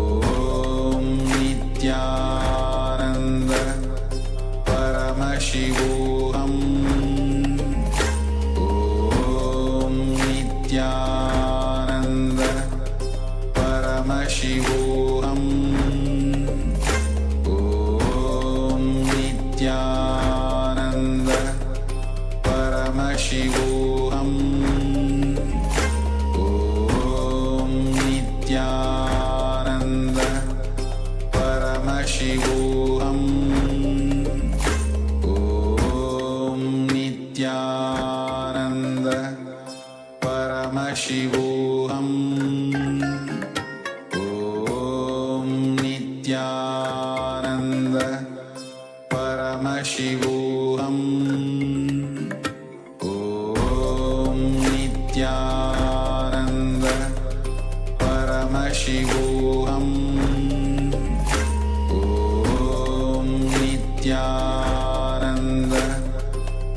Paramashivoham. Om Nityananda Paramashivoham. Om Nityananda Paramashivoham. Om Nityananda Paramashivoham. Om Nityananda Paramashivoham. Om Nityananda Paramashivoham. Om Nityananda Paramashivoham. Om. Yes, now you can slowly open your eyes.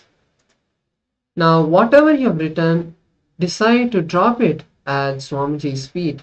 Decide that from now, either you're going to complete with it or you're going to withdraw from those commitments, but don't hold on to them.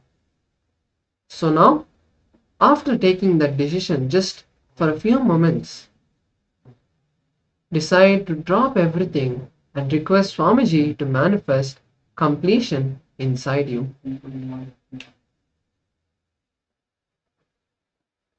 So, with this, we come to the end of this beautiful process, power manifestation. And now we are going to be moving into the next session. The next session is one of the most important sessions where we are going to be completing with our mother. First, we'll be listening to a very powerful satsang where Swamiji shares how he himself did this completion process with his mother and manifested completion with her. So let us now be in the space of listening to receive the powerful truths that Swamiji has to share with us. Nityananda Paramashivoham. Atita. Atita. We are all from mother and we go back to mother. It's only if the mother becomes active you can get enlightened. Understand? Sadashiva is a state. Only mother holds the key. Sadashiva is a state, but only Devi, Adi Shakti, holds the key in her hip. Key is in the hip of the Adi Shakti. Only if she opens the door, you can experience Sadashiva. Sadashiva is only a space. It's only Adi Shakti who decides who will experience that space. Understand? Any incompletion you have with cosmic mother only. Because she is the source. If you are incomplete about the person who is sitting next to you, it is not about the person next to you. It's about the source of that person and you. Both. Mother. Cosmic mother.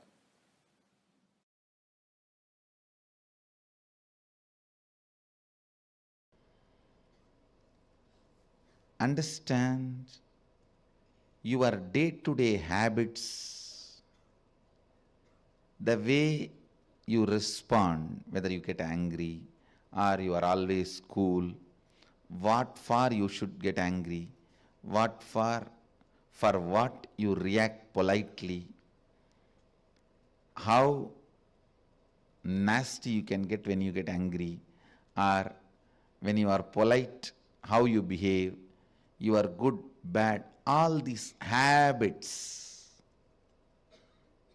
Understand the word habits are from Father. He teaches you. That stays in muscle memory. But how you cognize you, the innermost image you carry about you, comes from mother. It stays in biomemory. Understand?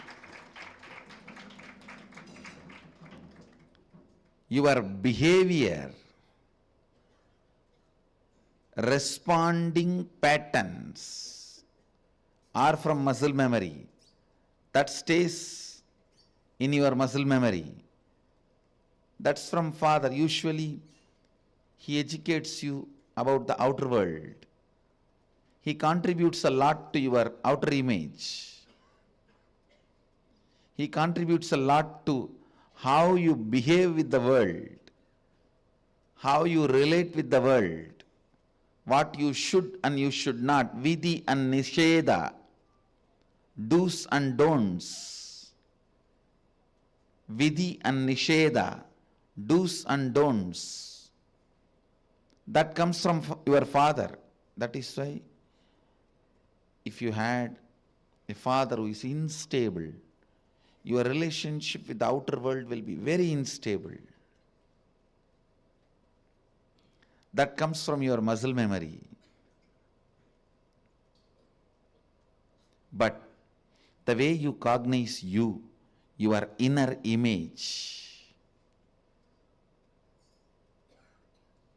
comes from your biomemory. That stays in your biomemory. Completion with mother only can heal and complete your biomemory. Mother worship is the direct method. Understand? Mother worship is the direct method. That's the word I'll use. Most direct method to bring completion in your biomemory.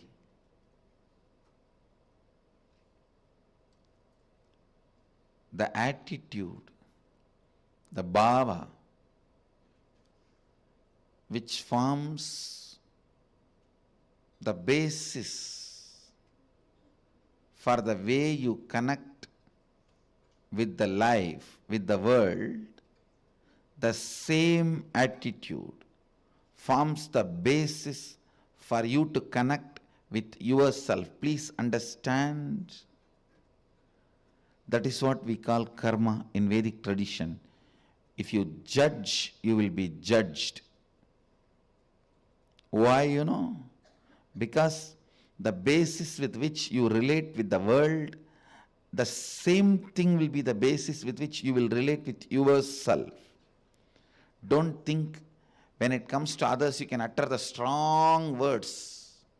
When it comes to you, you can just be very cute and friendly. No.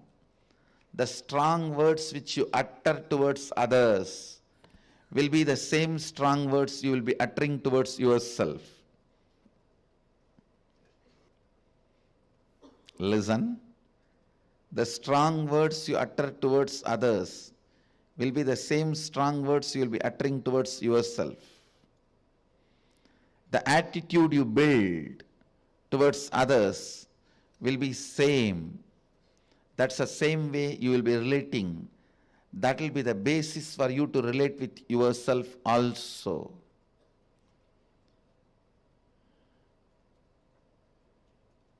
That is why I insist, bring motherliness in all your relationship with others.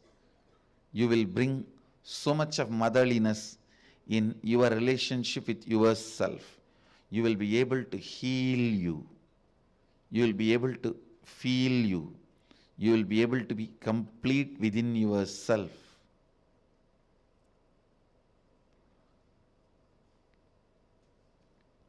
When you bring tremendous healing energy of mother in your day-to-day attitude with everything, suddenly you will see you will become so cool with yourself.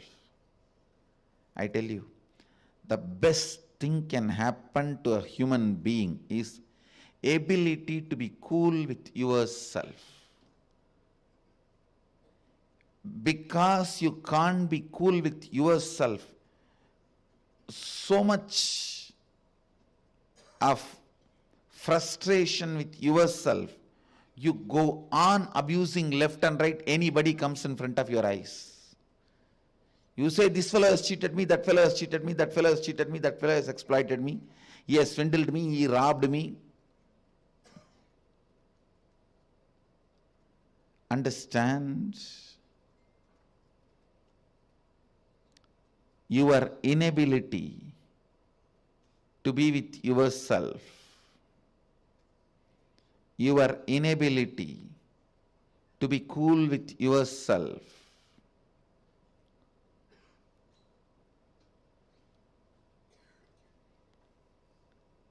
is the frustration in your system. I tell you,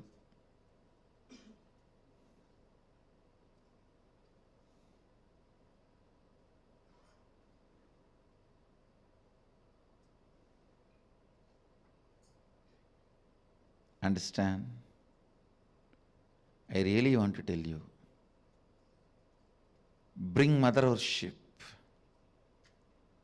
as part of your cognition. You will be so cool with yourself. You will be so complete with yourself. You will be so settled with yourself. The fear, frustration, because of frustration inside, how you possess objects or things or persons. Understand? When you are frustrated, suddenly you will have so much of possessiveness to the property you have, or the car you have, or the bank balance you have, or the persons in your life. You will just suffocate the objects and persons who are part of your life. I tell you, let the car be in garage, not in you. Let things be in their place. Your inner space should have place only for completion and joy. The bliss.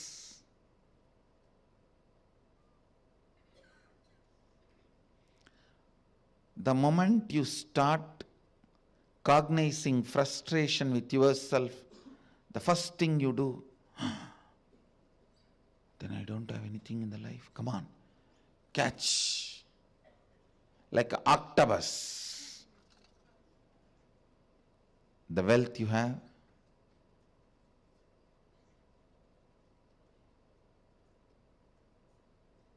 persons who are in your life,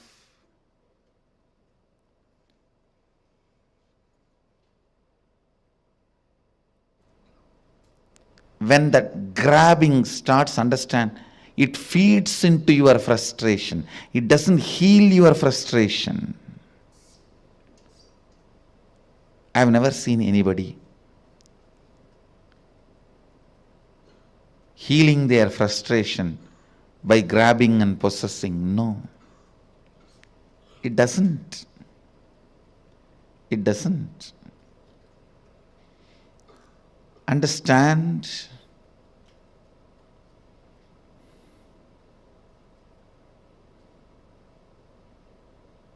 The mother energy, completion with mother, and connecting with life as mother, bringing motherliness in your every relationship, not only connecting with the source of life as mother, for whoever you are source of life, letting them connect with you as mother. That's what I said. Be a child to your source and be a mother to all the people to whom you are a source.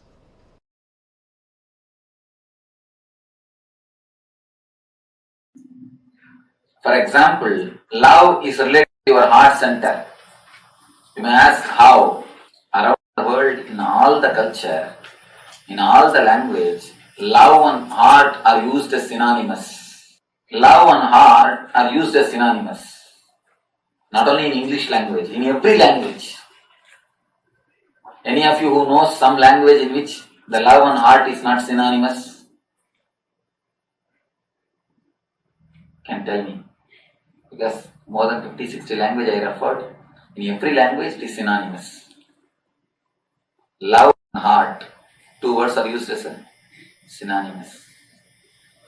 It is not that God has created all languages in one day, CD translation packages, and dropped in one country. No. Every language is developed, different languages are developed by different person in different place, in different country, in different situation. Then why love and the heart, these two words are synonymous in all the language, in all tradition?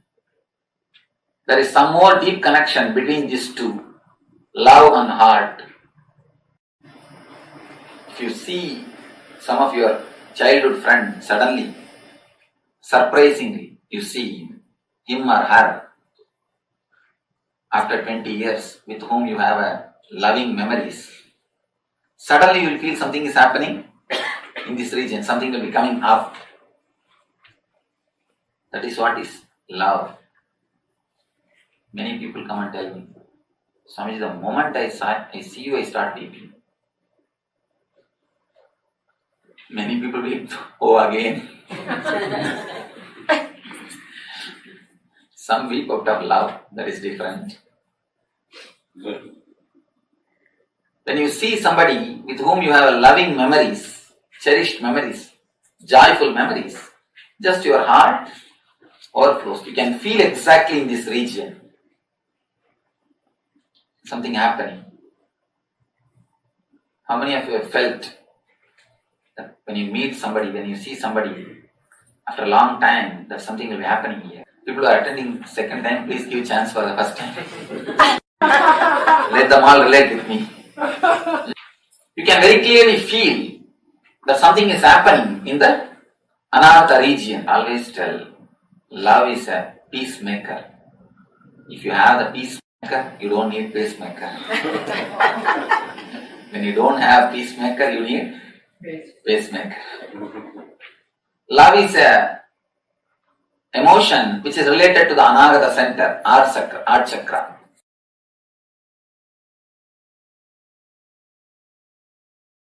Any root pattern you carry can be destroyed just if you have a love for people. Decide to go on enriching everybody who is happening in your life.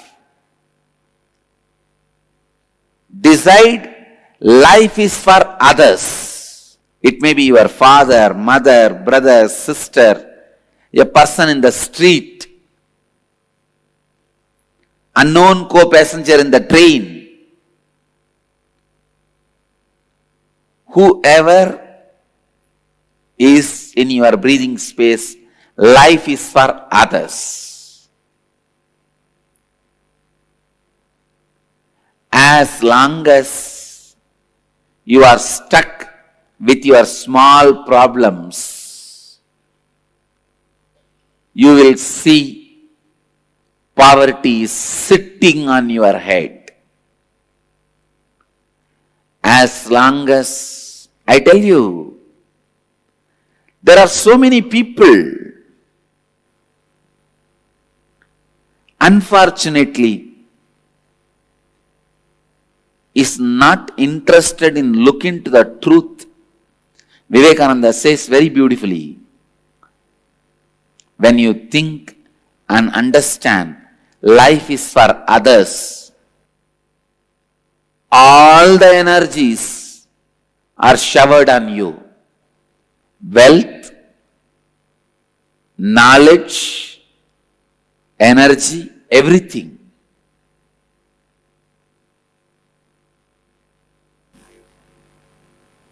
I tell you from my own experience, when I decided any wealth comes around me is for others, cosmos showers me more than what I need and more than what I needed for even doing the work I am doing.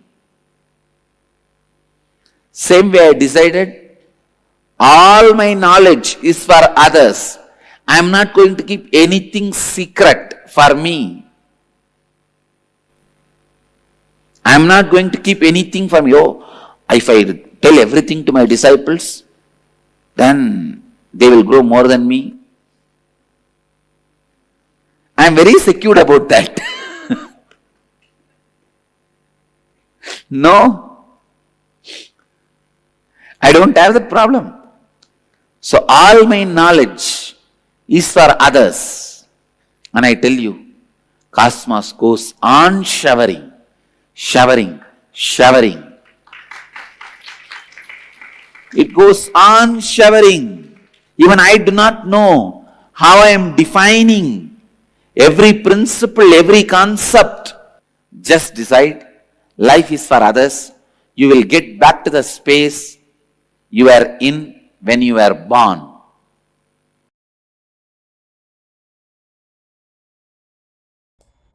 Yes, Nitan, everyone. So as today we are working on one of the most important aspect of completion, which is completion with the mother. And Swami said that all the identity that we built in our life is from the mother that we carry. So much of incompletions that we face, in our identity, because we did not have good relationship with the mother, because we did not build the right relationship, rather to say, we did not build the right relationship or the relationship based on completion or the powerfulness.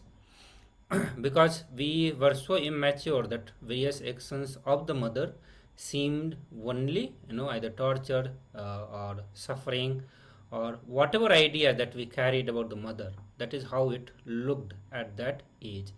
So now it is time that we all get into the process of completion, bring completion with the mother, and start experiencing a complete new identity.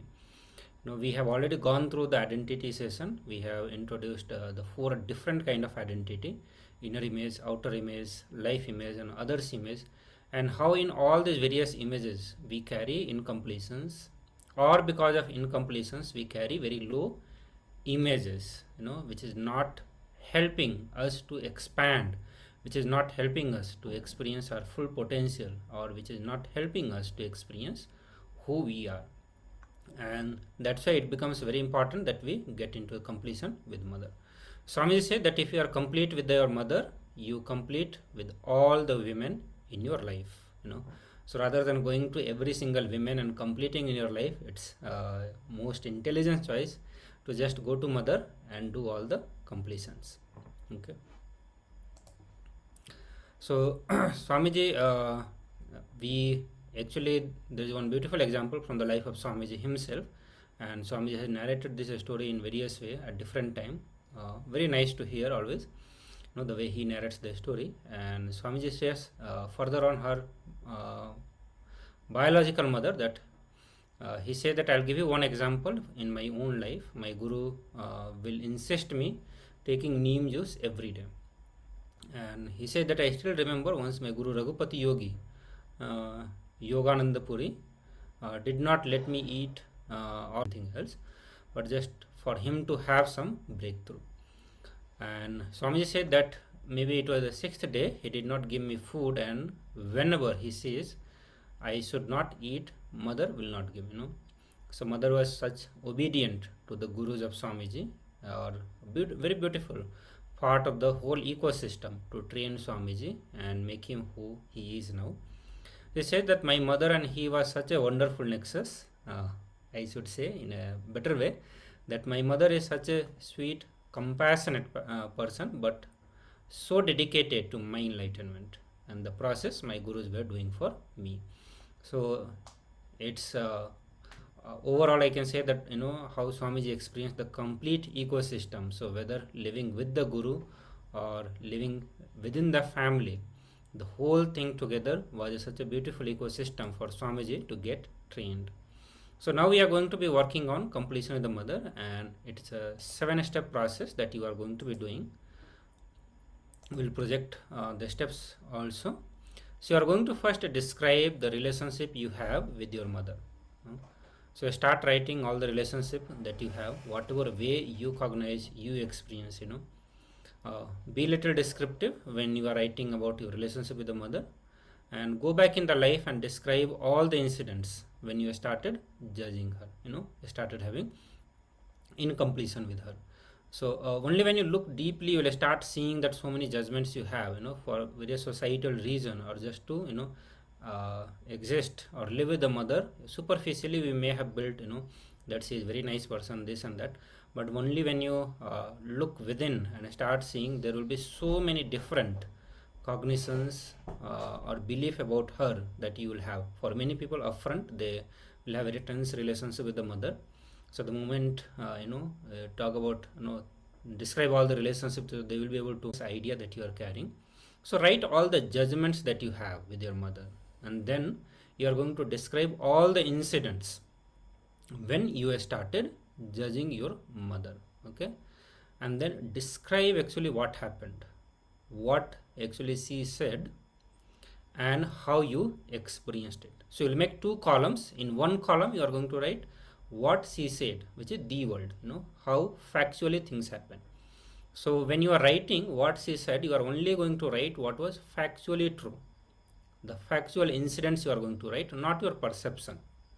Perception is going to be in the second column. How you perceived, how you experienced it, that is going to be in the second column. First column, you are only going to write what exactly happened, what she said.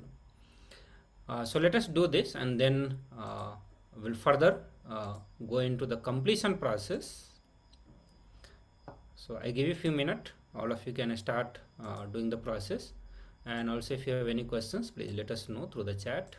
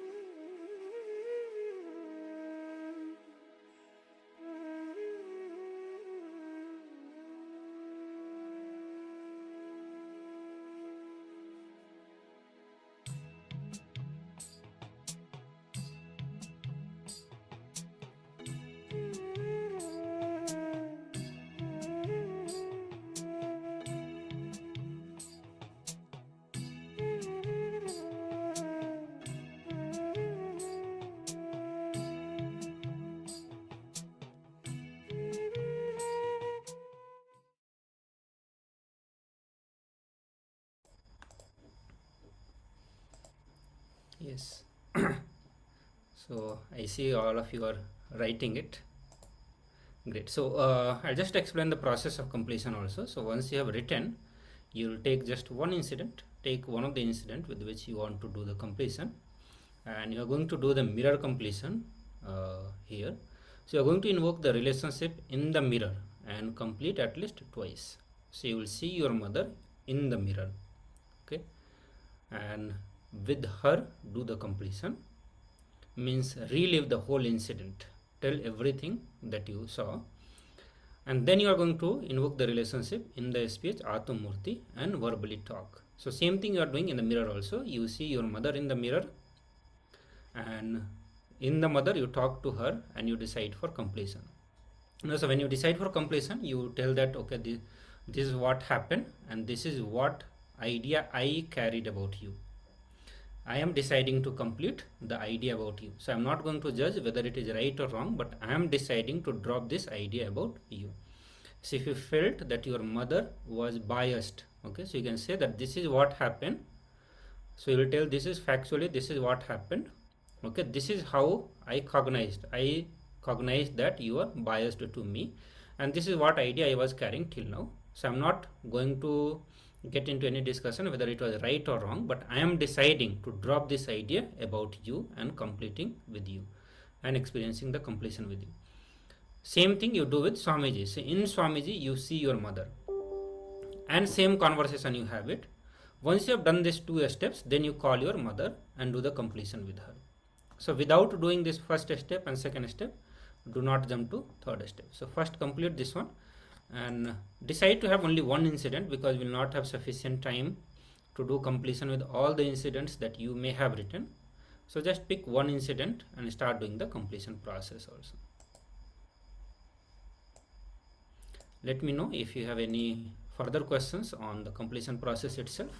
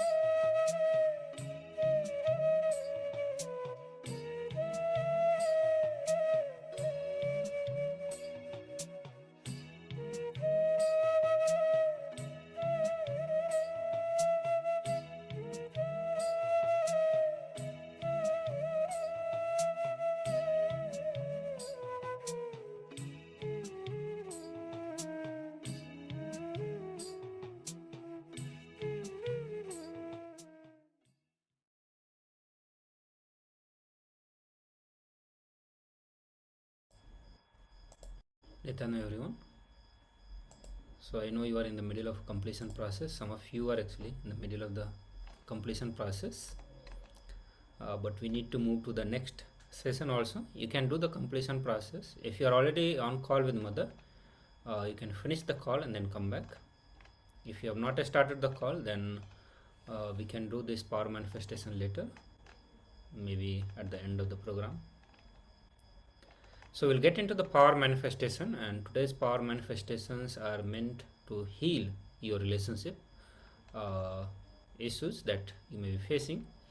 And in this round of power manifestation, you are going to scan your work, all the commitment, the diluted promises that you have given specifically to your family members. So within the family member also, we go on having conversations, we give some promises that I'll do this, I'll do that, and knowingly that we do not fulfill all of that.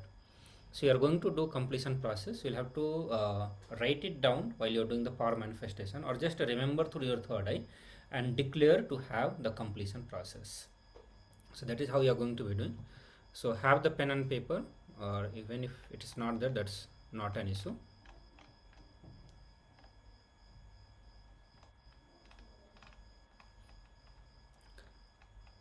So just close your eyes and spend few minutes connecting with the Supreme Pontiff of Hinduism in your third eye, and then start scanning all the diluted promises that you gave to your family member, father, mother. You can focus more on mother because we are doing completion with the mother. So you already would be remembering many of incident with your mother, and it may be easy that you can write very comfortably all the diluted promises that you gave. And just declare the completion during using the power manifestation itself. So you don't have to do any other completion process other than just being in oneness with Swamiji and making your declaration, the conscious sankalpa. That would be enough to bring this completion. And you decide to drop those commitments or bring completion with those commitments. So if you think that you need to fulfill or you want to fulfill, make the decision to fulfill that. Otherwise, make the declaration to drop it and bring completion with it. So let us start now. Paramashivoham Om Nityananda Paramashivoham Om Nityananda Paramashivoham Om Nityananda Paramashivoham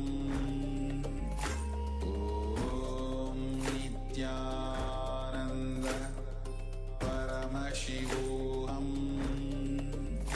Om Nityananda Paramashivoham Om Nityananda Paramashivoham Om Nityananda Paramashivoham Om Nityananda Paramashivoham Om Nityananda Paramashivoham Om Nityananda Paramashivoham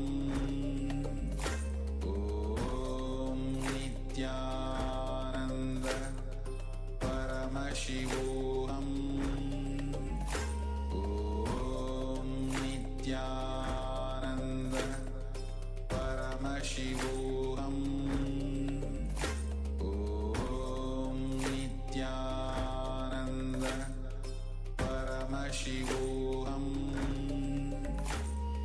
Om Nityananda Paramashivoham Om Nityananda Paramashivoham Om Nityananda Paramashivoham Om Nityananda Paramashivoham Om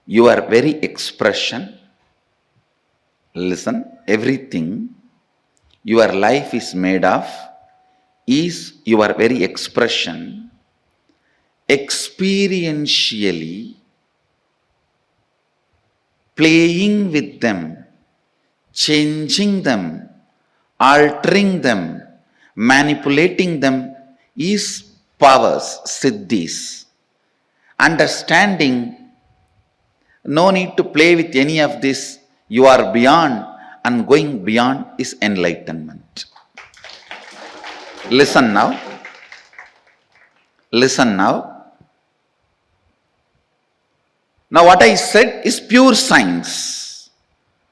Mahadeva gives a very powerful practical methodology to experientially realize this statement. The statement which I uttered now is a sutra, pure science.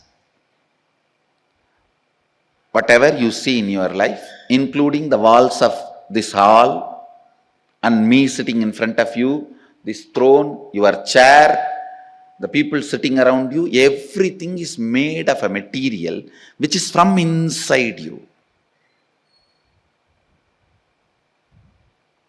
You can alter, manipulate, extend, reduce, change everything as you want. Please understand. Everything you see in your life is made out of a stuff which comes from your very self.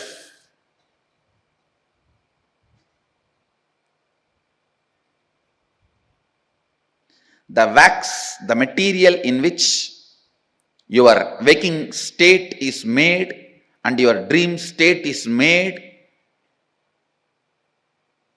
that material is from you, inside you, just like cobweb. It's from you, the material is manifested. Listen. Listen. How this can become our realization? How this can become our realization? This thought current now which I said is a pure science.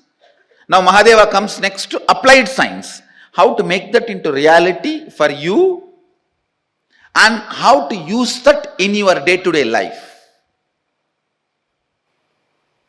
It's a very beautiful revelation. Listen. Mahadeva says,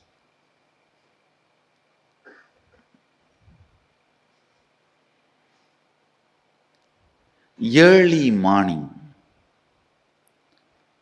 the period of Brahma Muhurta, where the so-called reality, waking state has not become 100% real for you, and the dream state has not yet become 100% dream state for you, where you are just moving in between. Brahma Muhurta,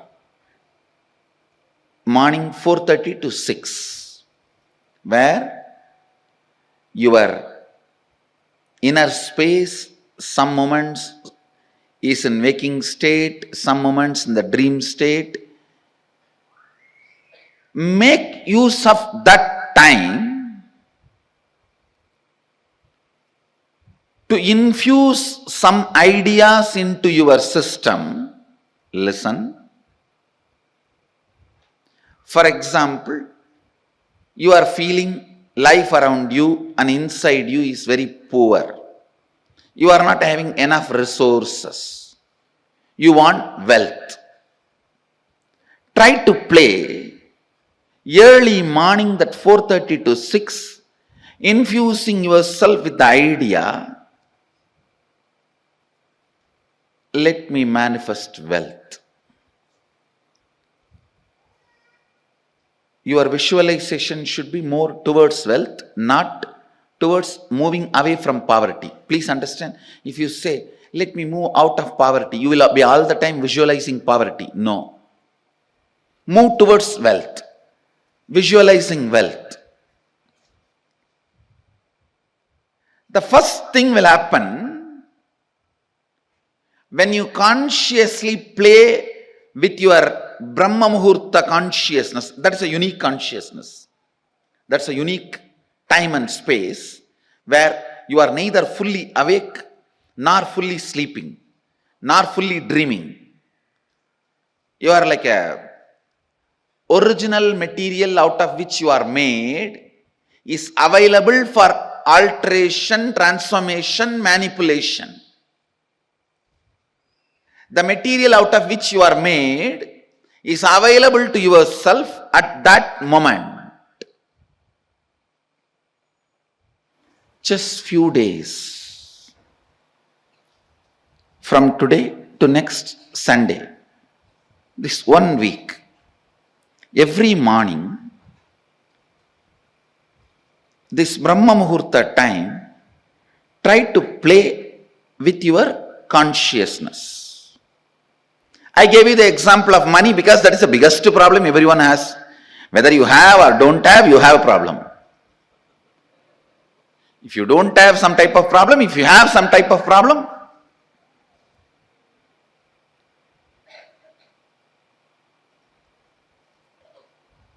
you can work on even your health. You can work on your relationships. You can work on your fulfillment, feeling alone, empty, lonely, on anything you can work.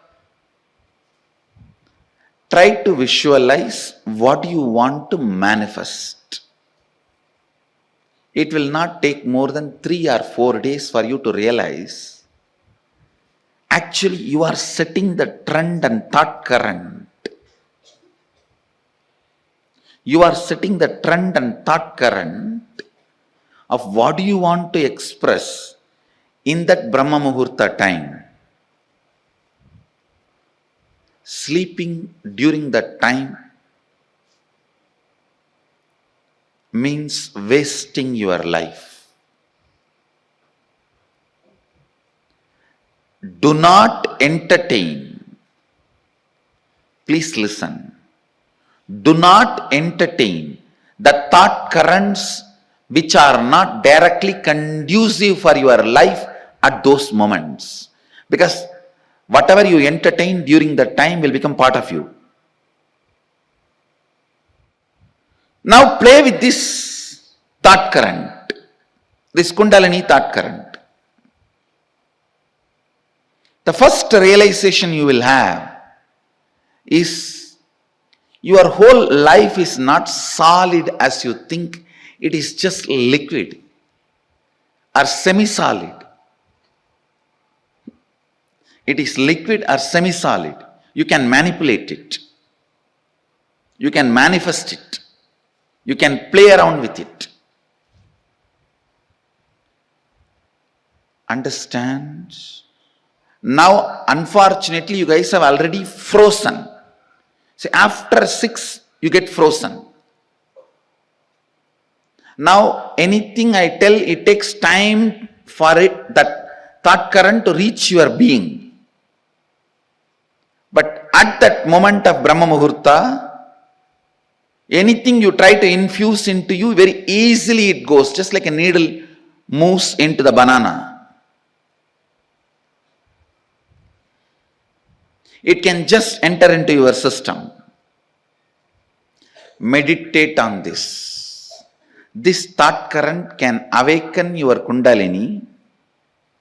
Kundalini awakening means understanding you and the stuff out of which your life is made is ultimately from you. Because of that, you can transform, manifest, manipulate, play around, do anything you want with the stuff out of which your life is made. Understand? When you work on this thought current of everything you manifest is you,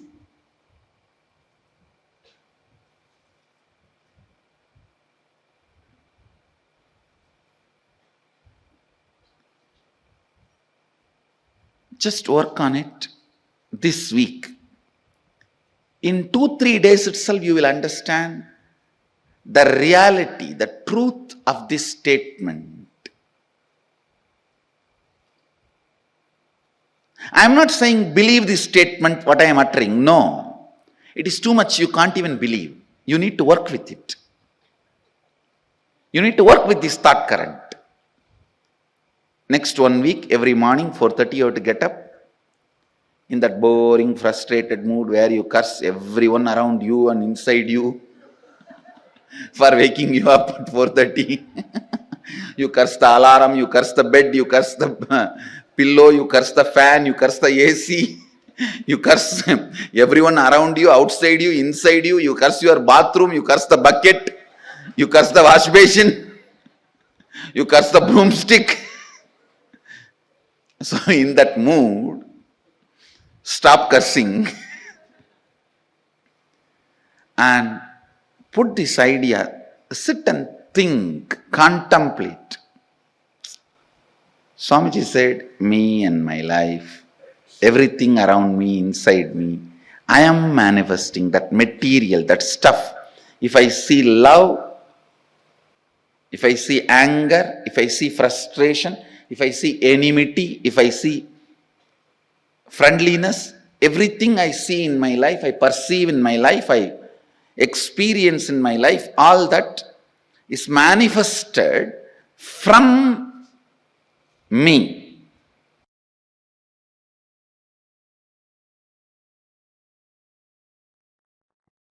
So I will enter into the second and third verse of Jnana Paddhati. Tatsarvam gatayishyami yoga yuktya shrunupriye yatsvarupam nijam suddham vyapakam sarvatomukam sarvabhudantaravastam sarvapranishu jivanam yogagamyam durasadam dushprabam hridadambihi. Mahadeva Paramashiva is saying in the second verse, Yat Swarupam Nijam Suddham. My state is real and pure. Listen.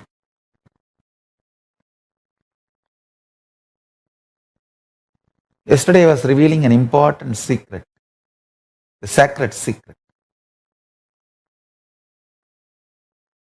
You need to decide to behave with yourself as Paramashiva.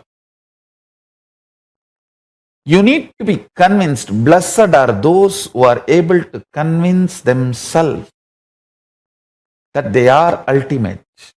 Means they are able to cross the last delusion of self-doubt, self-denial, self-hatred. I tell you, bhakti should be the expression of the gratitude and powerfulness of everything you have been given, not from the attitude that you are separate from the source. Understand? I overflow with gratitude and bhakti to my Guru,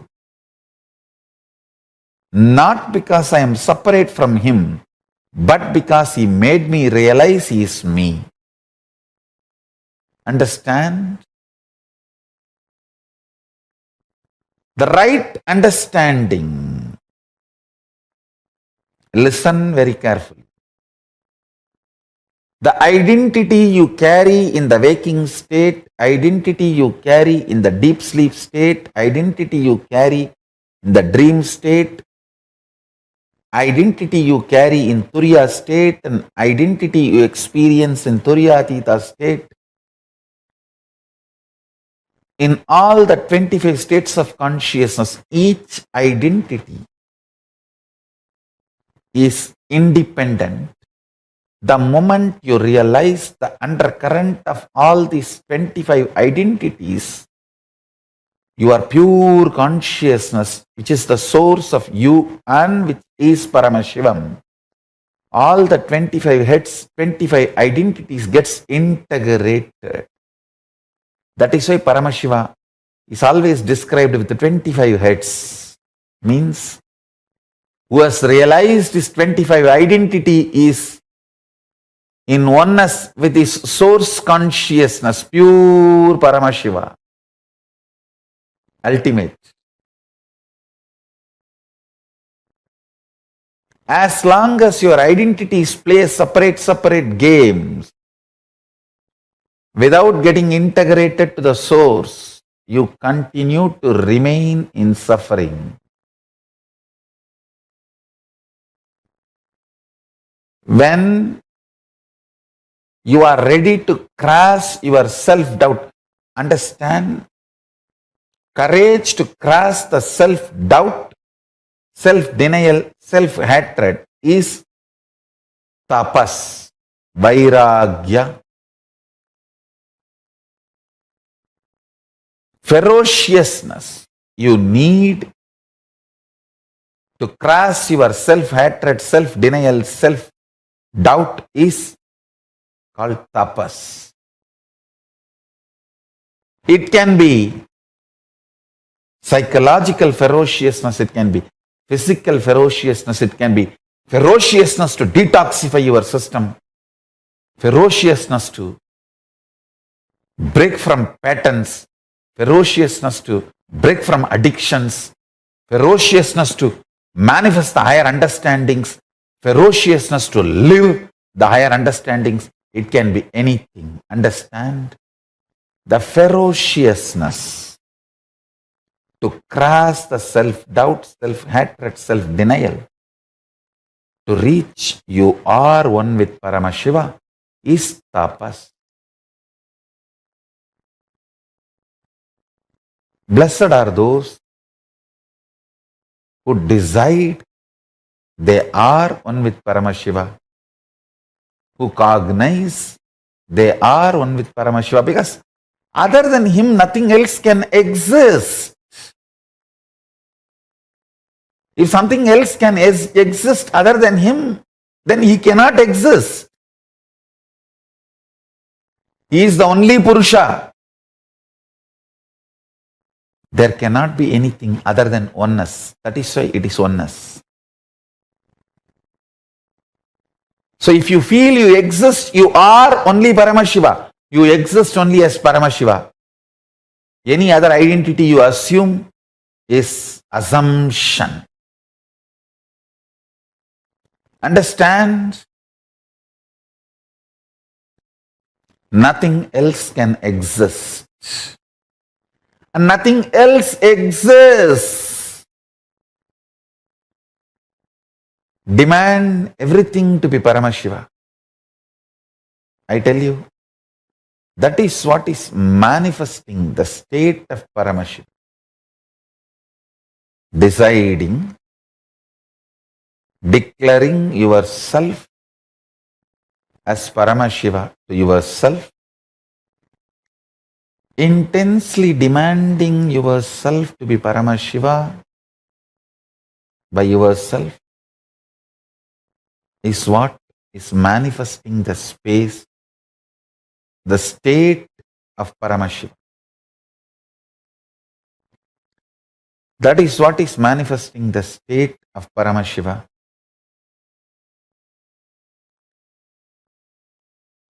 I really want all the Paramashivoham participants to start practicing. Declare yourself as Paramashiva to yourself and demand yourself to be Paramashiva. Talk to yourself as you are Paramashiva. Think yourself as Paramashiva. Behave with yourself as Paramashiva. Start from today. I bless you all to achieve success. From today, behave with yourself as Paramashiva. Start manifesting the state of Paramashiva.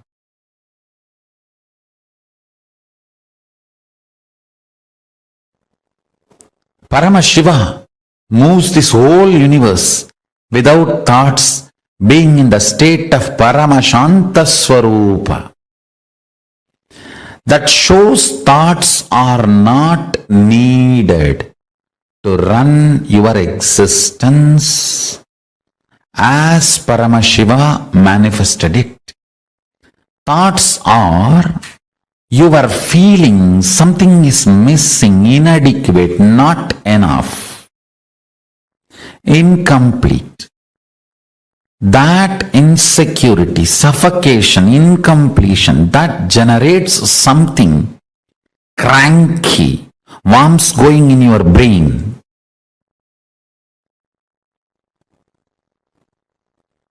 Parasites running in your intestine. That crankiness,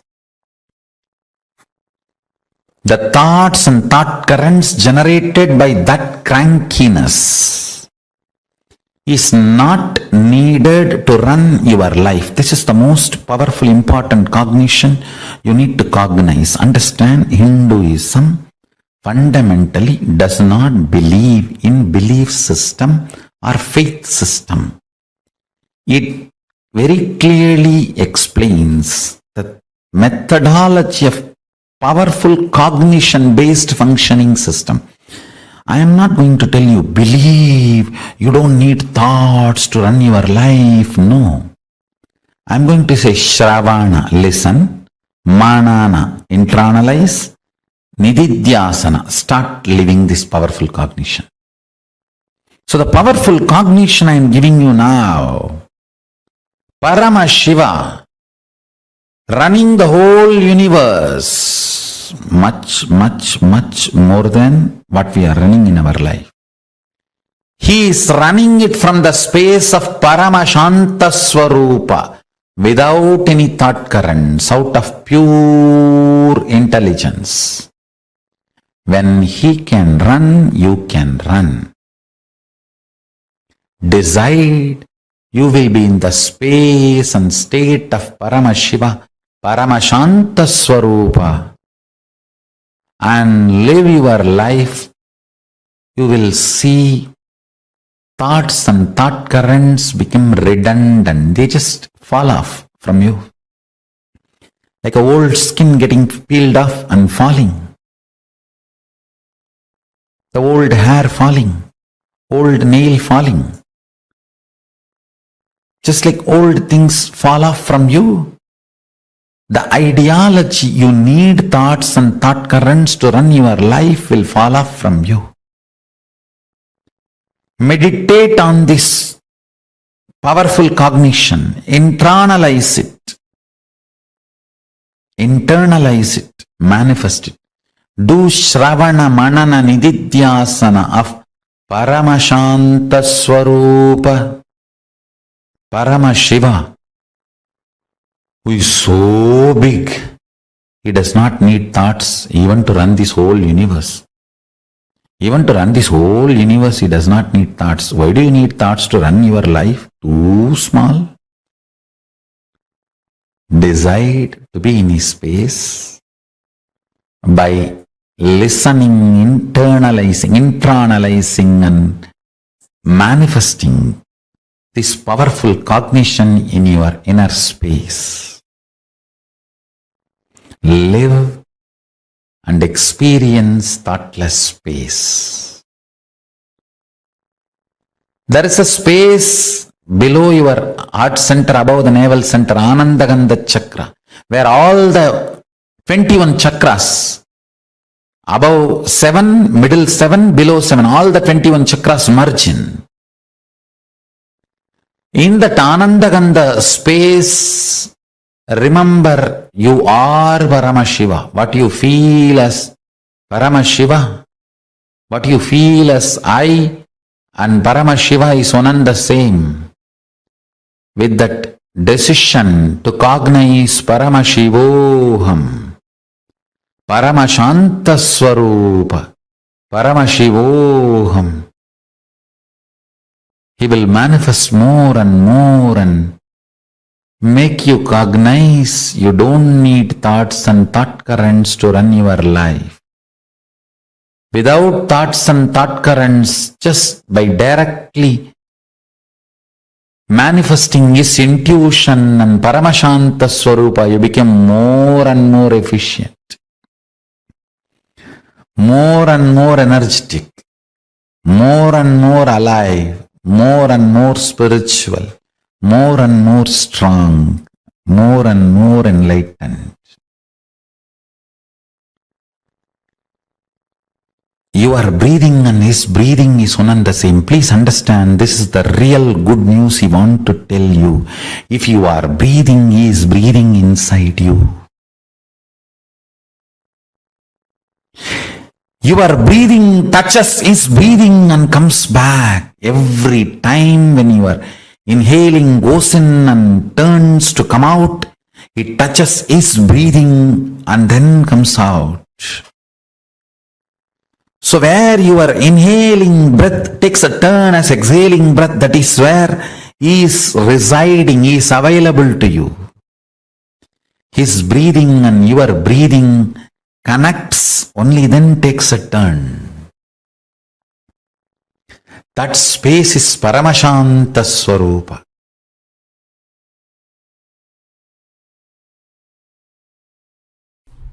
Because of that unfortunate thought current of irresponsibility becomes spirituality. We lost some of the most beautiful, most important contributions we have done to planet Earth. The origin and ultimate. Listen carefully. The origin and ultimate are one and the same in Vedagamic traditions. That is why the vision document is complete. The basic units, principles, tattvas with which we are asked to function is complete.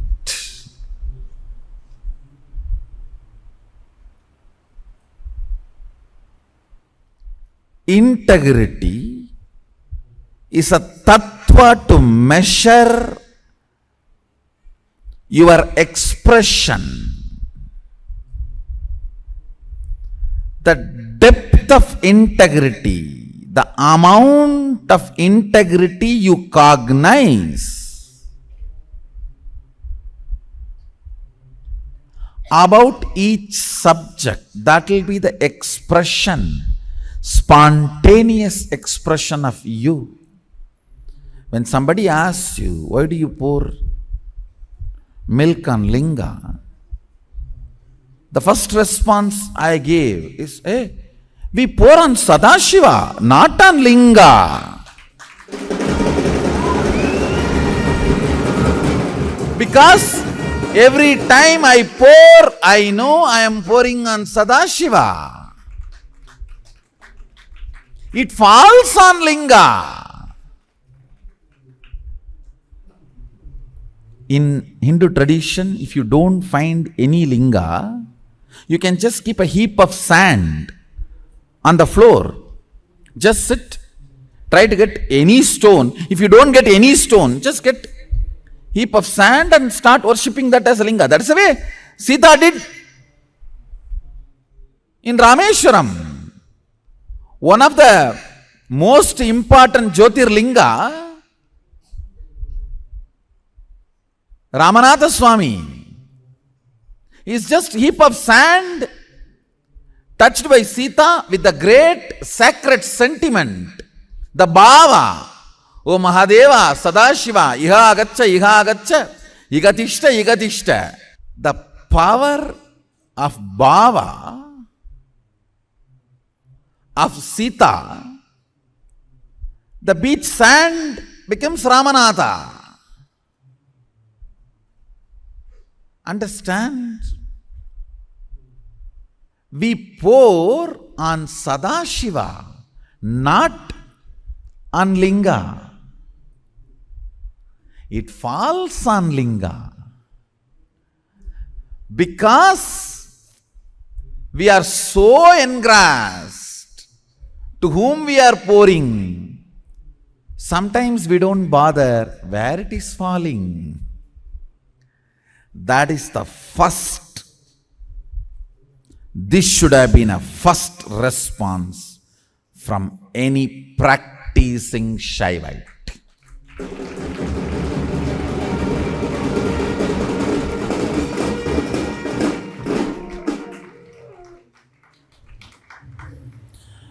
If you are integrated to your logic, naturally you will say, oh,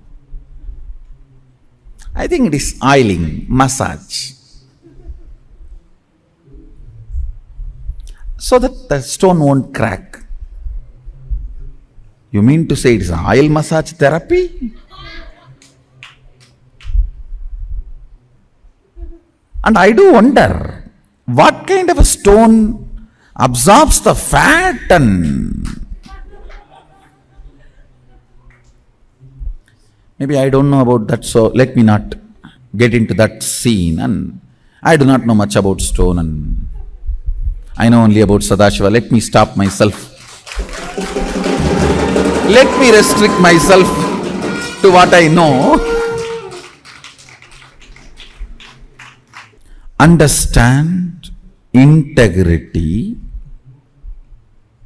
Listen carefully, because this is one of the important pain point with many people in the Sangha are suffering.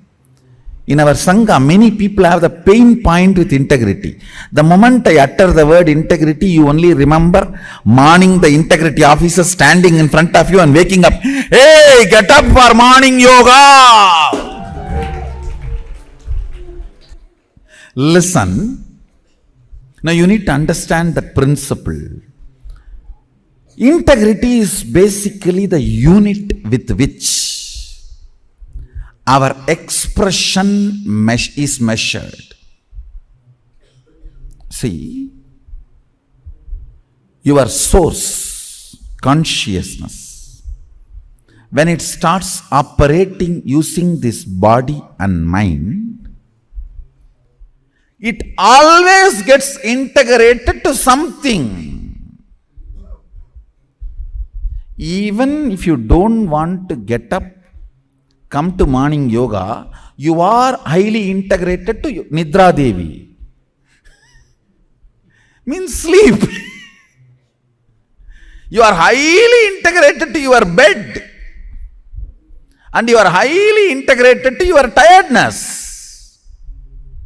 Understand? Then don't blame, whole day I am feeling bored and depressed and tired. That is what you are integrated in the early morning. Understand? When the sun rises, to what you are integrated, you will be integrated to that till the sun sets.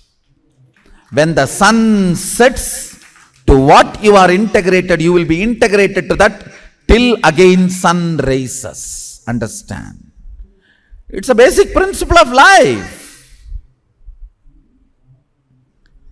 So when sun rises, to what you are integrated matters, because that is the time the commands are given to your body about the whole day which you are supposed to do. The plans are delivered to your system. If your plan is turning this side and pulling the blanket,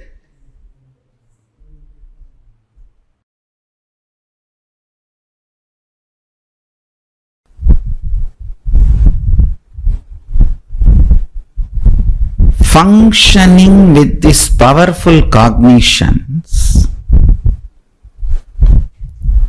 will make you experience your spiritual legitimacy. It will make you understand the best, most superconscious way to exist and relate. Understand? the most superconscious way to exist and relate. The fundamental principles, fundamental superconscious way to exist and to relate with other humans, relate with the society, relate with the humanity, relate with money. See, from the superconscious existence, with the most powerful cognition, you are Paramashiva. If you relate with money, you will bring economical legitimacy to your identity. Poverty is nothing but economical illegitimacy to your identity. If you build a spiritual identity, right identity, you will manifest economical legitimacy, means wealth.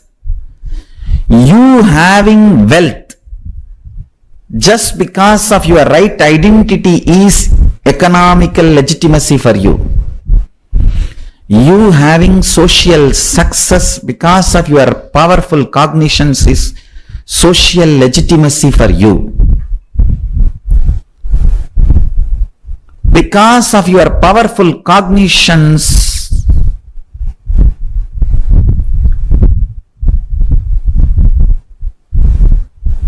the way you carry yourself is accepted by everyone. The way you live becomes a culture, is cultural legitimacy for you. Bring powerful cognitions in your life, through that bring spiritual legitimacy to your existence, to your identity. With that strength, bring social, cultural, economic legitimacy to your existence. Naturally, you will be able to manifest anything you want. Understand? This whole science, manifesting the state, manifesting the space, manifesting the powers, manifesting the being, manifesting the superconsciousness of Paramashiva,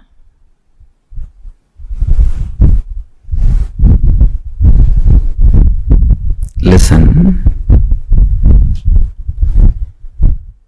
If you bring spiritual, social, cultural legitimacy to you, you will understand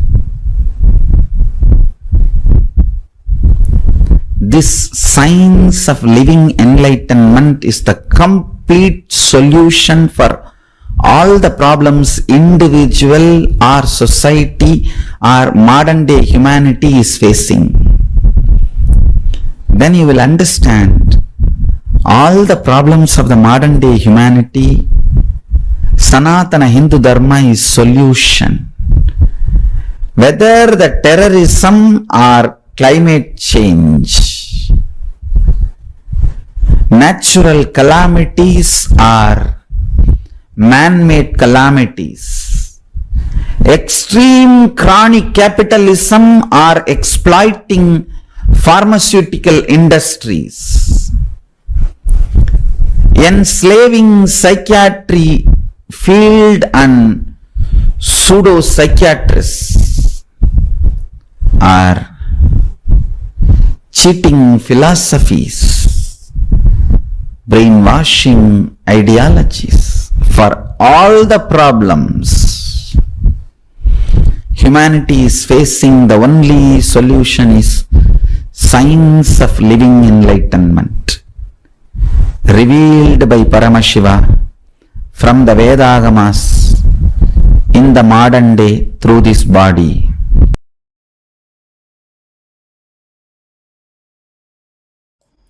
Yes, Nityanam everyone.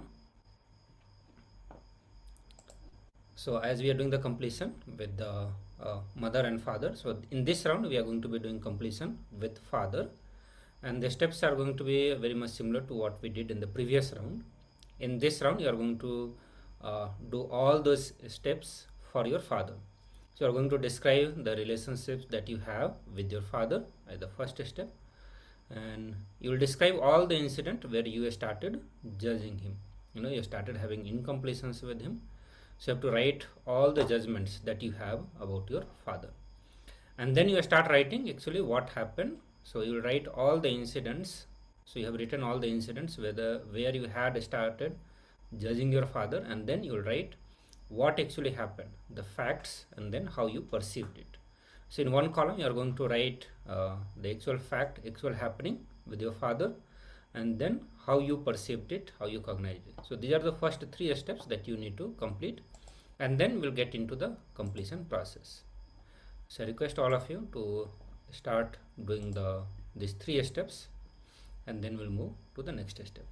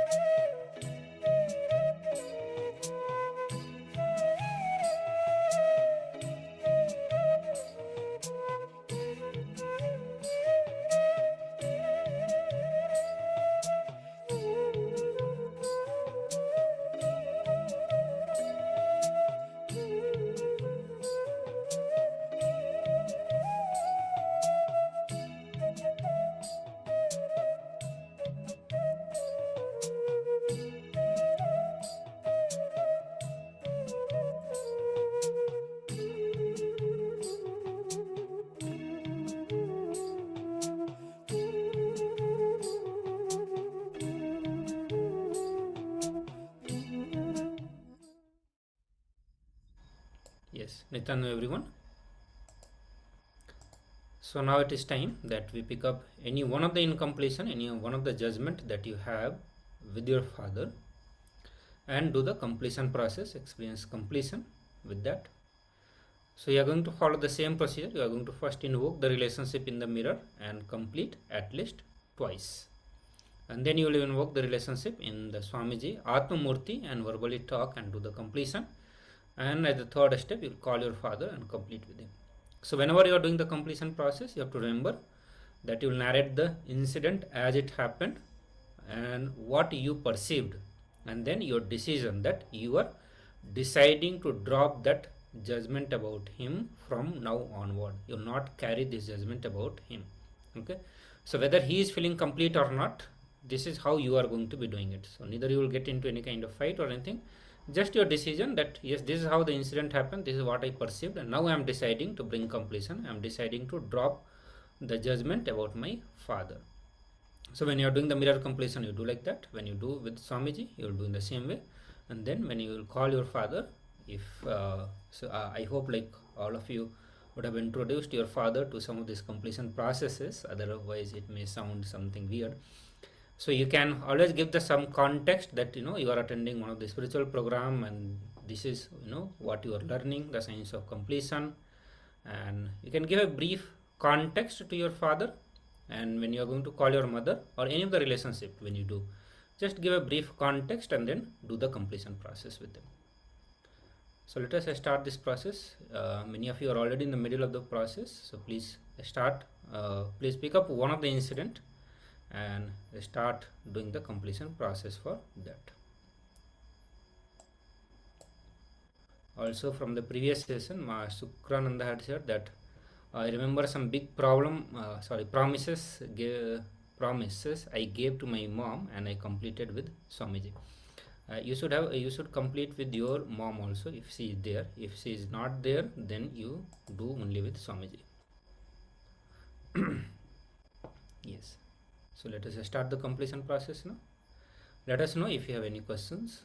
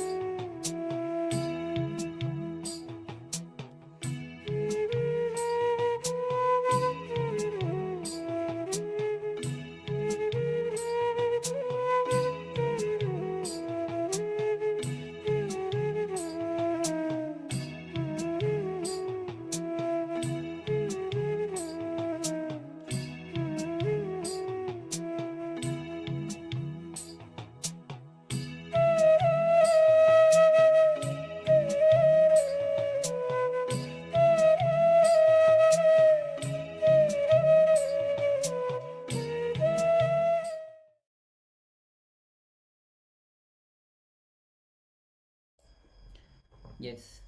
So now, I hope all of you have done the process of completion with Father. Now it's time that we move on to the next segment, which is the power manifestation session. Here you'll be scanning your work and seeing who all you have given the unfulfilled promise in your past, and you have to complete with them, because when you give the unfulfilled commitments, it dilutes your work. So scan it and see where all you have given the unfulfilled commitments in your past. So now let's get ready. We'll be So Nityananda everyone, just making one clarification. In this round, you are going to be doing completion with all the unfulfilled promises other has given to you. Going to look in who all have given you unfulfilled promises in the past and completing with them. So you'll have to, you can spend few minutes to just scan through your third eye and check who all has given the unfulfilled promises in your life.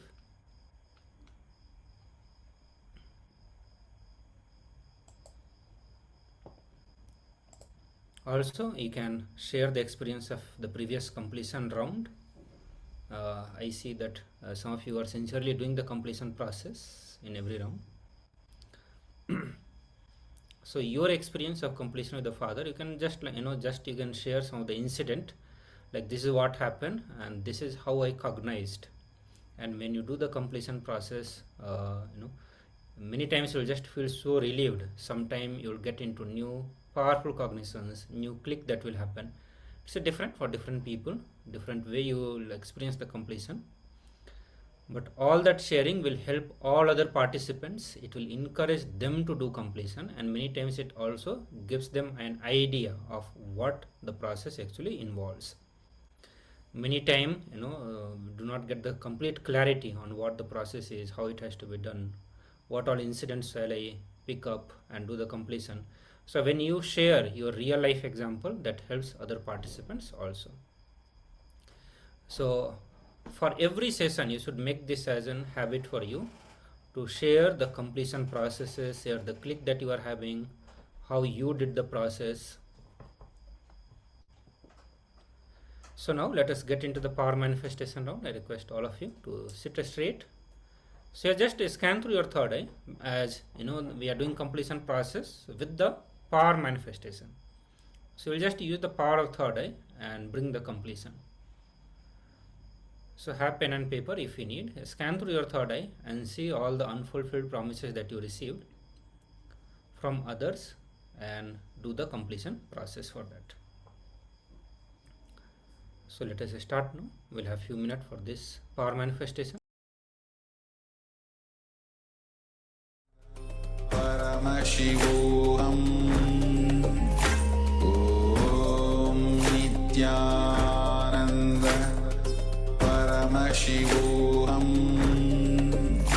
Om Nityananda Paramashivoham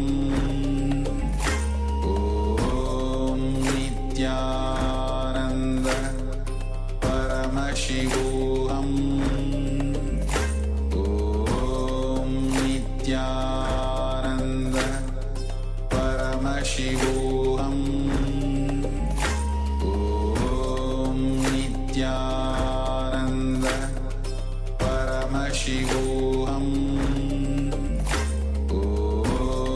Nityananda Paramashivoham Om Nityananda Paramashivoham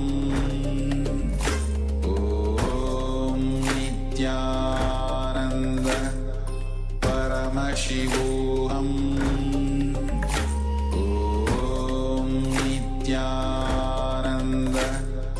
Paramashivoham Om Nityananda Paramashivoham